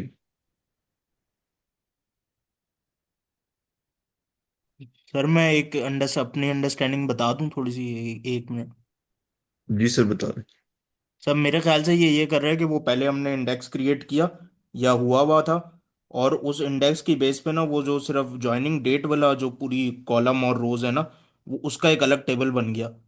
फिर हमने जब वो क्यूरी की ना, विदाउट फंक्शन, और वो ग्रेटर देन लेस देन वाली क्यूरी जब की, तो वो फिर गया डायरेक्ट उस टेबल पे, उस इंडेक्स के ऊपर, वो जो इंडेक्स का अलग से टेबल बना हुआ है, वो उस उधर से लेके आया। अगर हम वो फंक्शन यूज करें तो फिर वो इंडेक्स वाले टेबल को नहीं उठाएगा, बल्कि वो पूरे टेबल पे दोबारा जाएगा और हर वैल्यू के ऊपर वो फंक्शन अप्लाई करके चेक करेगा क्या ये मैच हो रही है कि नहीं हो रही, और फिर उसको लेके आएगा। मेरा ये ख्याल है, मुझे समझ आ रहा है। जी सर, आप ठीक कह रहे हैं, उसने भी यही चीज सेम एक्सप्लेन की हुई है। तो सिर्फ आपको समझ आ गया? तो कंक्लूजन में आप क्या कहते हैं फिर कि ये इंडेक्सिंग होगी तो ये हम कह सकते हैं ना कि हम दरमियान से शुरू कर रहे हैं और उस दरमियान से ख़त्म कर दिया। बिल्कुल, आप ठीक कह रहे हैं कि अगर वो इंडेक्सेस पहले से बने होंगे तो वो जैसे सेंटर से स्टार्ट करेगा। अदरवाइज बस उसमें ये फर्क आएगा कि वो क्या कहते हैं, एक फंक्शन हर वैल्यू के ऊपर अप्लाई नहीं कर रहा, सिर्फ वो चेक कर रहा है इफ एल्स कंडीशन के हिसाब से। जबकि अगर हम्म। ईयर वाला है तो वो एक फंक्शन जो है वो हर एक सिंगल वैल्यू के लिए उस टेबल के अंदर अप्लाई कर रहा है। सही। मेक ये सेंस? ये सर थोड़ा थोड़ा सा इंडेक्सेस का बताएंगे, ये क्या होते हैं, और इंडेक्सेस को भी एक्सप्लेन कर दीजिएगा। जी सर। सर, ये भी मैंने थोड़ा सा डिस्कस किया था, मैं एक दफा रिवाइज कर देता हूँ कि क्लस्टर्ड इंडेक्स वो होते हैं जो कि हम डेटाबेस में प्री डिफाइंड होते हैं मोस्ट प्रोबेबली। वही होते हैं 1 2 3 जो हमने हमारी प्राइमरी की होती है क्लस्टर्ड, ठीक है। नॉन क्लस्टर्ड ये होता है कि अगर हम चाहते हैं कि ये जो नेम है ये बार बार हम एक्सेस कर रहे होंगे, तो हम इसको भी इंडेक्स बनाना चाहते हैं और इसकी जो परफॉर्मेंस है उसको बढ़ाना चाहते हैं, तो हम नॉन क्लस्टर्ड तरीके से इसको इंडेक्स बना सकते हैं। तो ऑनवर्ड जो है, जो नेम है हमारा वो एज अ इंडेक्स काम कर रहा होगा। जी तो सर अब देखें। जुल्फ़ार, असल में जी सर, सारी इजाज़त हो तो मैं बस इसको जी आप जी, वाली बताएं। बात रिपीट करनी थी। नॉर्मली हमारे पास, थैंक यू, अच्छा, हमारे पास एसक्यूएल यूज़ ही हम इसलिए करते हैं कि फास्ट और एफिशिएंट है। तो अगर हम उसको कहते हैं कि आईडी नंबर 1 2 5 के अगेंस्ट मुझे डाटा दे दो, तो वो with in second constant time में, जो कि हम हैश मैप में देखते हैं ये सलाहियत या इंडेक्स में एरे में, तो यही सेम चीज़ इन्होंने इधर यूज़ की हुई है। और हम ये उसकी बेसिकली आप समझ लें कि इम्प्लीमेंटेशन है उस लॉजिक की, एक किस्म की। तो अब यही चीज़ है लेकिन हम ये जो सलाहियत यूज़ कर सकते हैं वो किसी एक मेन कॉलम के थ्रू करते हैं, और जो कि हमारा प्राइमरली होता है कि हम उसका जो आईडीज़ होती हैं, प्राइमरी आईडीज़ जो होती हैं, उसी को यूज़ करते हैं इस काम के लिए। मतलब अगर आप उसको कहते हैं ना कि रो नंबर 2 1 5 के अगेंस्ट डाटा दो, तो वो उधर हैश मैप के थ्रू पहुंच जाएगा। लेकिन अगर अब आपको नेम के बारे में उसको कहना है कि मुझे फलां नेम दे दो, अब वो सेम सीन है कि उसने लीनियरली चलना है, उसके अगेंस्ट उसका हैश मैप का पॉइंटर नहीं बना हुआ। तो हमारे पास कॉन्सेप्ट ये होता है कि हम उस कॉलम का भी ना बना सकते हैं, अलग से एक टेबल बन जाएगा। तो फिर क्या होगा, हर नाम के अगेंस्ट आपका वो रो आपकी कनेक्ट हो जाएगी, जिस तरह सेम हम प्राइमरी के अंदर भी कर रहे थे और हैश मैप के अंदर भी हम करते हैं। जी सर, ऐसे ही है ना? जी। अ, जी सर, क्लियर है आपको? Thank you for explaining. Yes sir, it's better now.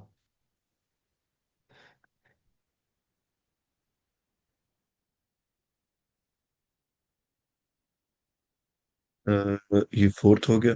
Fifth हो गया। फिफ्थ हम पढ़ लेते हैं। Avoid functions on indexed columns using SQL functions like upper, lower, date on indexed columns can prevent the database from using indexes leading to slower queries.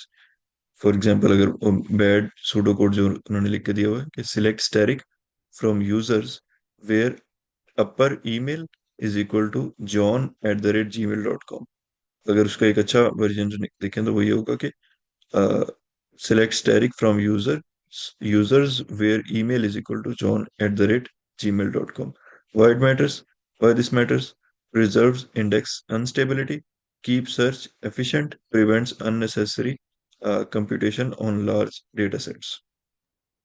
I think ये simple था। ए, इसमें किसी को कोई क्वेश्चन हो तो आप लोग पूछ सकते हैं।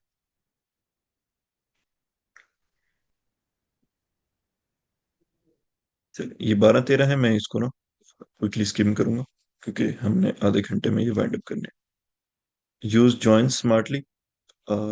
Always join only the tables you need and filter data before joining whenever possible. Use inner join instead of outer joins when you don't need unmatched records. Example उसकी उन्होंने दी हुई है कि select uname o amount from users you join। अच्छा, ये उन्होंने Curie दी हुई है। Why it matters? Reduces join processing time, prevents Cartesian product when no on condition helps the planner optimize the execution path।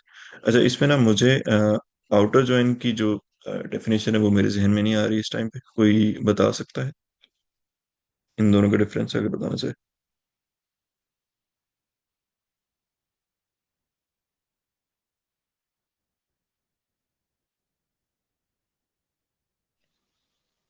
चलें, will see it together. Sir मैं इसमें थोड़ा सा ऐड कर सकता हूँ। जॉइंस में जी। हम बेसिकली दो टेबल्स को ज्वाइन कर रहे हैं। फॉर एग्जांपल यूजर्स का रिलेशन है अगर एड्रेसेस के साथ, तो उस केस में अब आउटर जॉइन में अब दो केसेस हो सकते हैं, लेफ्ट आउटर जॉइन और लेफ्ट इनर जॉइन। तो मेरे ख्याल से ये है कि लेफ्ट आउटर जॉइन के केस में हम लोग जिस कॉलम के साथ उसका ज्वाइन कर रहे होते हैं, फॉर एग्जांपल हमने यूज़र को उसके एड्रेस के साथ ज्वाइन कर रहे हैं, तो उसमें फिर उस कॉलम को हम उसके रिजल्ट्स में इंक्लूड नहीं करते लेफ्ट आउटर जॉइन में, और इनर जॉइन के केस में आई थिंक उसको इंक्लूड करते हैं। इस तरह का कुछ था, बट देख देते हैं। जी, थैंक यू फॉर शेयरिंग। जो जीपीटी ने बताया हम वो देख लेते हैं। The difference between inner join and outer join in SQL comes down to how they handle the rows that do not have matching values in both tables. Here's the breakdown. An inner join returns only rows where there is a match in both tables based on the join condition. If a row in one table does not have a corresponding match to the other table, it won't appear in the result. अब उसने इसको थोड़ा सा explain किया हुआ है कि considered joining two tables employees and departments। ये दो टेबल हैं जो उन्होंने ज्वाइन किए हैं। एम्प्लॉयज के अंदर 1 से लेकर 4 तक काउंटिंग है, एलिस बॉब वही, और उसके बाद डिपार्टमेंट्स उन्होंने लिखे हुए हैं। दूसरा टेबल है हमारा डिपार्टमेंट 101, 102 एंड 103। और ये जो एम्प्लॉयज टेबल है इसके अंदर चौथे वाले एम्प्लॉय का डिपार्टमेंट ही नहीं है। तो जब हम उनको ज्वाइन करेंगे तो क्या आएगा, एलिस का डिपार्टमेंट एचआर है, बॉब का डिपार्टमेंट आईटी है, चार्ली का डिपार्टमेंट सेल्स है, और ये डेविड का डिपार्टमेंट ही नहीं आया क्योंकि वो हमें मिला नहीं। ठीक है, तो ये इनर जॉइन हमने किया है। और अब हम आउटर जॉइन देख लेते हैं। अच्छा, इसकी क्यूरी भी देख लेते हैं। Select employee names department names from employees, inner join departments on employee. अच्छा, सही है। ठीक है। Outer join देख लेते हैं। An outer join returns all the rows for one table and the matching rows from other tables. If there is no match, it will still include the outer table, fill in null for the columns, etc. Outer join के अंदर तीन मजीद conditions हैं। Left outer join, right outer join, full outer join.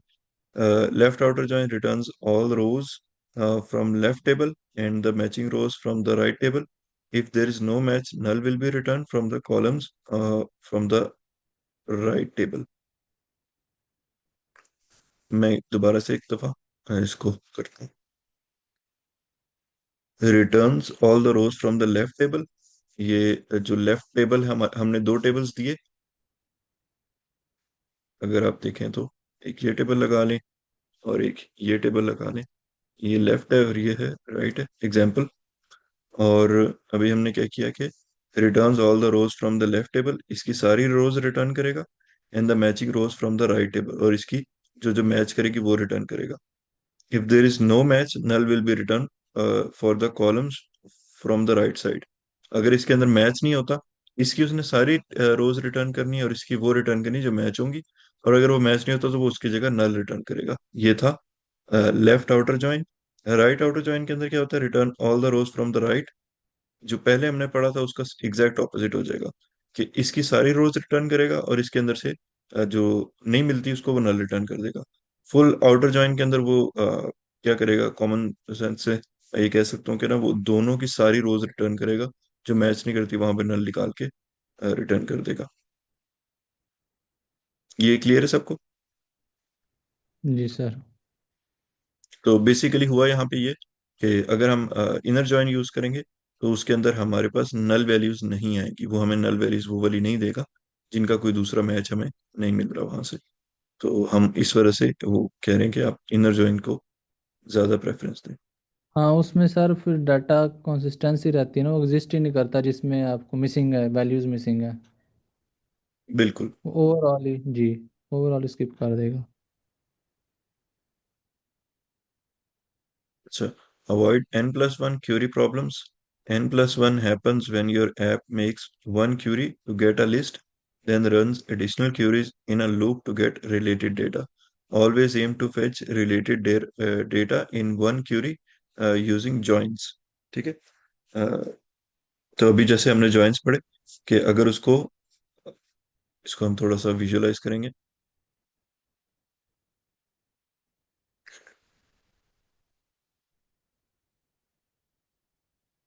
Select static from users,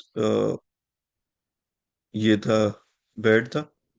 और दूसरा वाला उन्होंने दिया हुआ select user name ID, U dot name, O dot order, O dot amount from users, join on, etcetera. अच्छा, अब इसमें देखें कि है ऐसे कि पहले टेबल के अंदर हमारे पास एक टेबल था यूजर्स का। अब उसके अंदर से जितना डेटा था उसने वो सारा रिट्रीव कर लिया। अब दूसरे वाले के अंदर उसने क्या किया है कि सिलेक्ट यूजर आईडी, यूजर की आईडी, आईडी, फिर उसके बाद उसने नेम, फिर उसके बाद उसने ऑर्डर, और फिर उसके बाद उसने अमाउंट, अमाउंट। ठीक है। और ये यूजर से सिलेक्ट किया और उसने क्या किया कि यूजर आईडी को यूजर आईडी से मैच कर दिया। जॉइन ऑर्डर्स, अब ये क्या लिखा है? Join orders O on.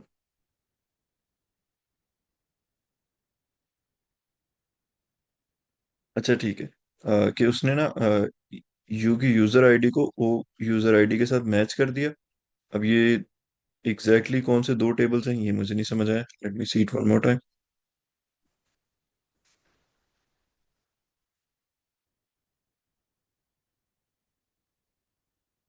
एक हमारा टेबल है यूजर्स और जॉइन ऑर्डर्स। हाँ, दूसरा टेबल है हमारा ऑर्डर्स, आई थिंक। जी सर, ऑर्डर का और यूज़र का, हाँ जी।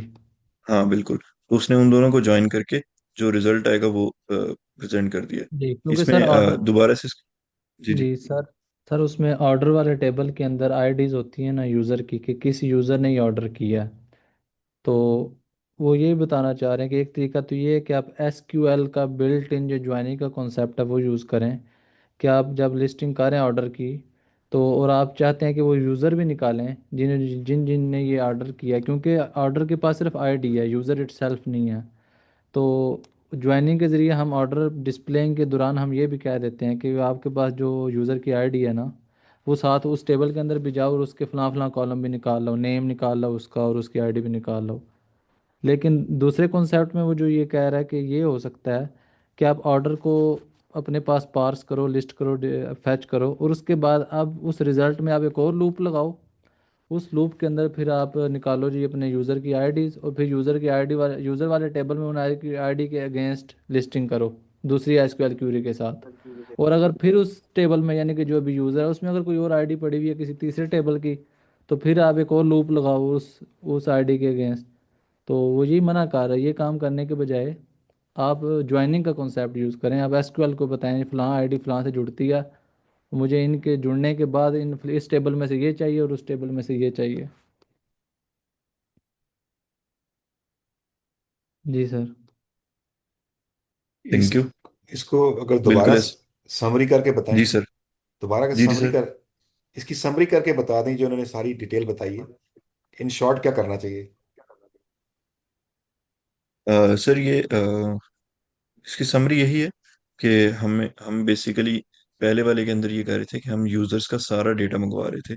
दूसरे वाले के अंदर हम सिर्फ वो स्पेसिफिक स्पेसिफिक डेटा मंगवा रहे हैं जो कि ऑर्डर्स वाले के अंदर भी अवेलेबल है और यूजर्स वाले के अंदर भी अवेलेबल है। और क्योंकि ये हमने जी, आप कुछ कहने लगे थे? नहीं नहीं, आप कंटिन्यू रखें sir. Ji.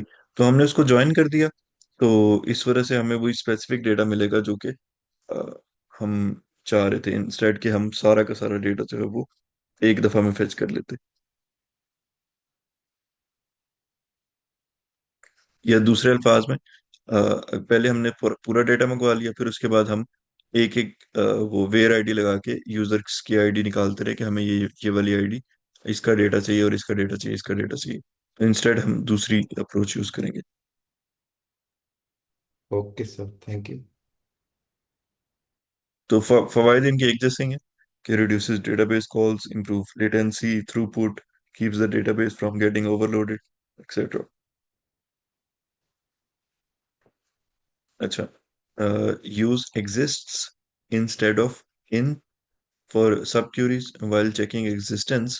Exist can be more efficient than in, especially if the subquery returns a large data set.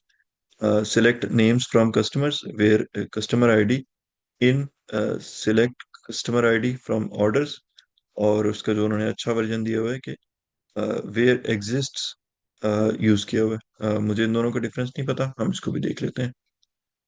Exist जो है वो सिंपल सा है कि अगर वो एग्जिस्ट करेगा तो वो रिटर्न करेगा, लेकिन इन जो है वो ये है कि इसके अंदर से ढूंढ के दे दे।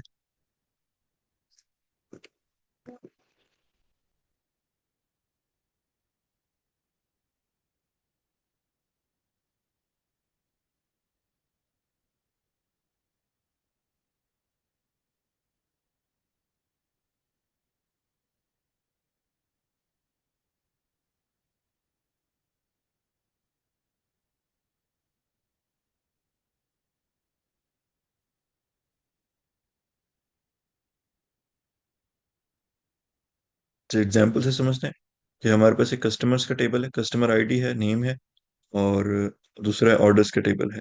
ऑर्डर आईडी है, कस्टमर आईडी है, उसमें ऑर्डर डेट है। ठीक है। To find all the customer who have placed an order, you can use an in clause like this. Name, select name from customers where customer ID in, select customer ID from orders। तो ये basically हम एक table के अंदर जाके दूसरे table के अंदर, एक टेबल के अंदर से दूसरे टेबल के अंदर जाके हम वैल्यू को जो है वो फेच कर रहे हैं। तो what happens, the subquery select customer ID from orders returns a list of customer IDs The outer query checks if the customer ID in the customers table exists in the list. और दूसरा ये है कि exists order is used to check if at least one row is returned by the subquery. It returns true if the subquery returns any rows and false if the subquery returns no rows. तो वो ये है कि unlike in and exist does not care about the actual values returned by the subquery, it only cares if any row exists.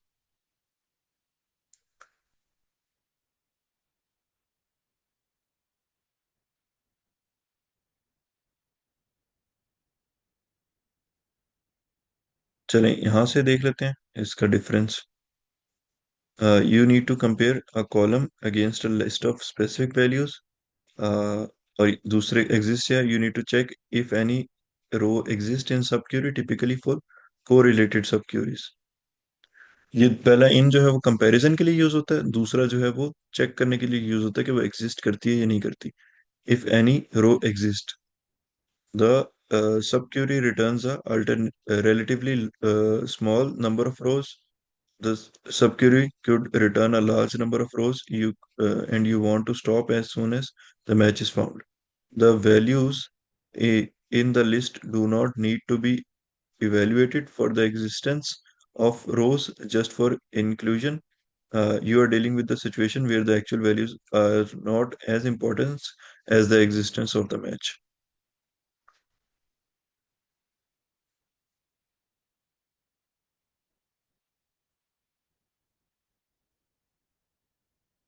तो इस तरह से उन्होंने ये बताया हुआ है कि आप ना एग्जिस्ट यूज करें, कि एग्जिस्ट जो है वो आपको ये बताता है कि वो एग्जिस्ट करता है या नहीं करता, इंस्टेड के वो साथ ही कंपैरिजन शुरू कर दे और आपको वैल्यूज जो है वो रिटर्न कर दे.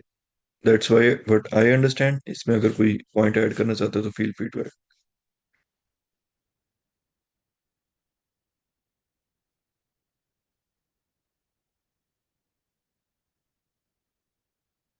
चलिए.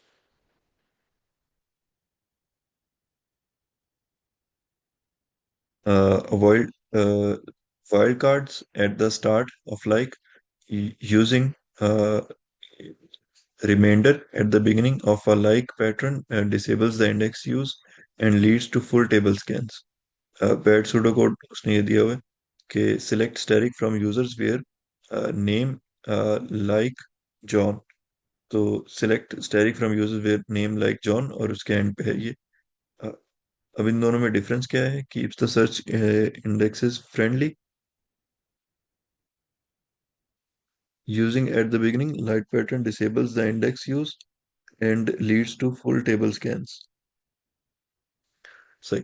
तो दूसरे वाले के अंदर ये जो उन्होंने बताया है इसके अंदर ये होगा कि वो पूरा टेबल का स्कैन नहीं करेगा. वो पहले ही वर्ड ढूंढेगा आई थिंक, फिर उसके बाद वो कर रहा होगा. But I am not sure about it इधर. हम इसको भी एक दफा देख लेते हैं.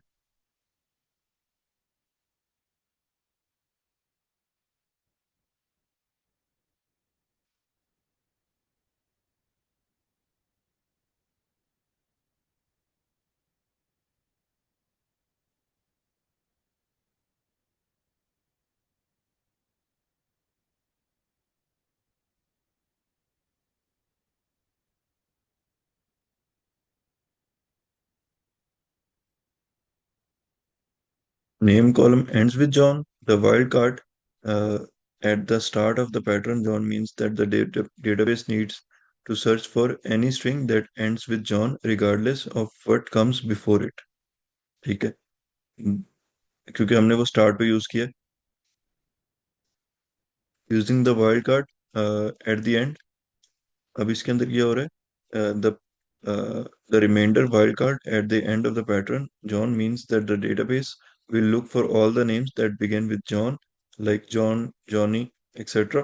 तो वो इस तरीके से ढूंढ रही होगी. पहले वाले के अंदर वो ये था कि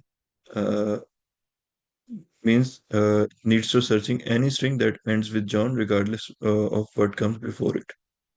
अच्छा सर, ये सेम चीज़ ना इसी तरह की हम रेजिक्स के अंदर हम अपनी लिनक्स की कमांड्स में टर्मिनल में यूज़ करते हैं. अब फॉर एग्जांपल मैं चाहता हूँ कि सिर्फ वो वाली फाइल्स लिस्ट करो, डिस्प्ले करो जिनकी extension dot T x T या जिनकी extension dot T S x है. तो अब मुझे एक्सटेंशन से कंसर्न है ना, उससे पहले के अल्फाजों पे मेरा कोई कंसर्न नहीं है। तो मैं क्या करूँगा, ये एम्परसेंट जो उसने ये सॉरी परसेंटेज लगाया, परसेंटेज के बाद डॉट अपनी रिक्वायर्ड एक्सटेंशन लिख दूंगा। तो एक्सटेंशन तो कंपलसरी है, उससे पहले जो मर्जी आता रहे, तो सिर्फ वही चीज़ें लिस्ट होंगी जिनकी एक्सटेंशन हुआ है। जी sir. Thank you.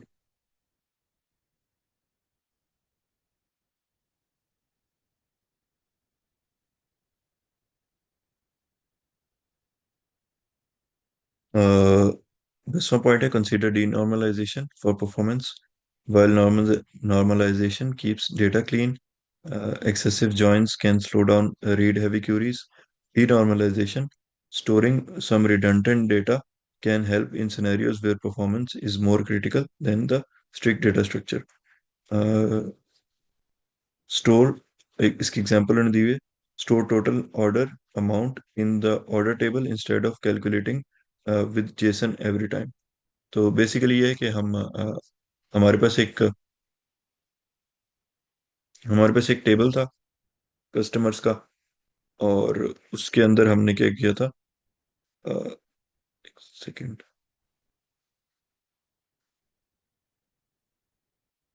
Store the total order amount in the order table instead of calculating Jason every time. तो हमने पहले टेबल बनाया, उसके साथ ही दूसरा टेबल बनाया जिसके अंदर हम ऑर्डर स्टोर कर रहे हैं। तो और उसके अब हमने ये चेक करना है कि एक कस्टमर ने कितने ऑर्डर्स पहले दिए हुए हैं, इंस्टेड कि हम उसके लिए वो हर दफा जब भी वो चेक करे कि कितने उसने ऑर्डर्स पहले दिए हुए हैं, हम हर दफा वो कैलकुलेट करें और उसको रिटर्न करें। हम एक टेबल बना देंगे जिसके अंदर ये चीज पहले से स्टोर कर देंगे। तो आई नो दैट उन्होंने साथ ये भी मेंशन किया हुआ है कि इट इज रिडंडेंट डेटा, इसकी हमें अक्सर जरूरत नहीं पड़ेगी, लेकिन जो हमारे रीड हैवी सिस्टम्स हैं उनके ऊपर ये ज्यादा कारआमद होगा। सर उसकी एग्जांपल ये हो सकती है ना कि ये जो यूज़र है ABC, ये यूज़र 1 2 3 ने आज ऑर्डर किया, कल फिर ऑर्डर किया, तरसों फिर इस तरीके से ऑर्डर करता चला गया। तो अब अगर हमें 5th डे पे ये पता लगवाना है कि यूज़र 1 2 3 ने कितने ऑर्डर किए हैं, तो हमें वो वाले ऑर्डर देखने पड़ेंगे जिनके अंदर यूज़र 1 2 3 एग्जिस्ट करता है। तो हमें लीनियर सर्च करनी पड़ेगी ऑर्डर वाले टेबल में उस यूज़र की आईडी के अगेंस्ट। बिल्कुल। तो उसको हम अवॉइड करने के लिए यानी कि शॉर्टकट तरीका हम ढूंढते हैं, वो ये कि हम पहले से इसको कंप्यूट करके रख लेते हैं अपने पास, ताकि जब भी चाहिए हो तो हम उसको वो हम्म। डेटाबेस के अंदर से ही रिटर्न कर दें, इंस्टेड कि हम वो हर दफा दोबारा से कर रहे हाँ, तो ये सर जो कॉलम है अकाउंट का, तो हम कहाँ प्लेस करेंगे, ऑर्डर वाले टेबल में या यूज़र वाले में? हो। ये सब्जेक्टिव है, हम्म। ये जो उस टाइम पे डेवलप करा होगा वो डिसाइड कर सकता है, लेकिन आई थिंक ये ऑर्डर वाले के अंदर जो है कोई प्लेस होगा। हम्म। अच्छा, 11th है, use query execution plan. Every major DBMS has a way to show the execution plan, like explain in MySQL PostgreSQL it shows how the SQL engine processes your query. Example, explain select static from order where user ID is 42. ये उन्होंने I think हमारी learning के लिए बताया हुआ है कि हम इससे ये देखें कि हेल्प अस आइडेंटिफाई कि ये क्यूरी चल किस तरह से रही है। तो हमें ये यूज करके देखना चाहिए कि हम सीख सकें कि डेटाबेस एक्चुअली में किस तरह से बनी हुई है, और हम उसको किस तरह से क्यूरीज जो है वो करंट क्यूरीज को किस तरह से ऑप्टिमाइज कर सकते हैं जो हमने पहले बना दी होंगी। Use union all instead of union if possible. Union removes duplicates which adds sorting overhead. If you don't need duplicates removed, union all is faster. तो कोई बता सकता है कि यूनियन क्या होता है?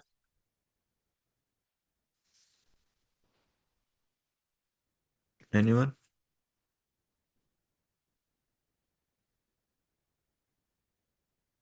सर यूनियन बल्कि मतलब वो टेबल ही बना फिर ले। दोनों में मतलब जी जो जी, आ रहे हो ना, बिल्कुल। जो दोनों में कॉमन हो। Exactly exactly. तो इन दोनों में जो कॉमन होगा हम उन दोनों को वो कर देंगे। यूनियन रिमूव्स डुप्लीकेट्स अगर इसके अंदर कोई ऐसी वैल्यू जो डुप्लीकेट हो रही है, वो इसमें 2 दफा आ रही है, तो वो इसको 2 दफा ऐड नहीं करेगा, यूनियन जो की रही है।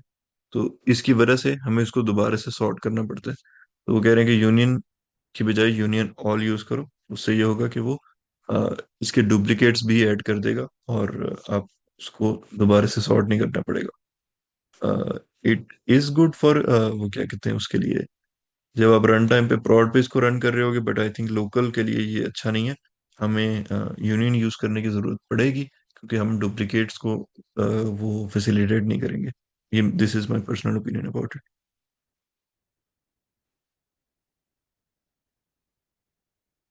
अच्छा, एक और उन्होंने दिया है कि do not run a query inside a loop in your app if you can write one efficient query that retrieves all needed data. For ID in IDs, cursor.execute, select static, select name from users where user ID is ID। और इसका उन्होंने दूसरा दिया हुआ है कि इसके अंदर लूप मत लगाएं, इंस्टेड ऐसा करें कि जो आपकी वैल्यूज हों वो हार्ड कोड कर दें, अगर आपकी लिमिटेड वैल्यूज हों। If you can write an efficient query that retrieves all data. Okay, इसकी उन्होंने रीजंस बताई हैं, reduces round trips to the database, lower latency, और बैड नेटवर्क एंड। अच्छा, मेरे ख्याल से ना इसके अंदर ये हो रहा होगा कि पहले वो 1 के लिए चलेगी, जब 1 का डेटा आ जाएगा फिर वो 2 के लिए चलेगी, जब 2 का डेटा आ जाएगा फिर वो 3 के लिए चलेगी, फिर 3 का डेटा आ जाएगा फिर वो 4 के लिए चलेगी। सेकंड वाले के अंदर ये हो रहा है कि वो एक ही दफा चारों का डेटा जो है फेच करके ला रही है। तो अगर हम हार्ड कोड कर सकते हैं, please hard code it. If you can not hard code it, क्योंकि नॉर्मली हम नहीं कर सकते होते, तो फिर आपके पास ऑप्शन नहीं है कि आप लूप्स ही यूज करेंगे। सर इसमें ये है ना कि हम ऊपर वाले में देखते हैं कि इसमें आपके लूप के आपकी मतलब एन के मुताबिक आपकी लेंथ के मुताबिक आप रिक्वेस्ट सेंड कर रहे हैं, नो मैटर वो सक्सेसफुल होती हैं या नहीं होती। अगर अज्यूम करें कि हमारी हर कॉल 1 घंटा लेगी तो 4 के लिए 4 घंटे तो मस्ट हैं। और ये पता लगवाने में कोई चली या नहीं चली ये तो मैटर ही लग गया है। लेकिन नीचे वाले में यह है कि आप एक ही बार एसक्यूएल इंजन को बता देते हैं यार मेरा कंसर्न ये है, और एक ही रिक्वेस्ट में अब वो आपको चारों के चारों बैग भेजता है 1 ही घंटे के अंदर अंदर। और सर बात रही हार्ड कोडेड की, मेरे ख्याल इसमें हम एरे भी पास कर सकते होंगे, इस तरह नहीं है कि हमने 1 2 3 ही लिखना है। हाँ बिल्कुल। जी जी जी। जी, वो तो राइटिंग स्टाइल है कि आप उसको, सिंटैक्स है कि आप किस तरह से लिख रहे हैं, बट द पॉइंट इज कि आप उसको लूप बना के ना लिखें, इंस्टेड कि आप उसको हम्म, एक दफा में सारी वैल्यूज दे दें। जी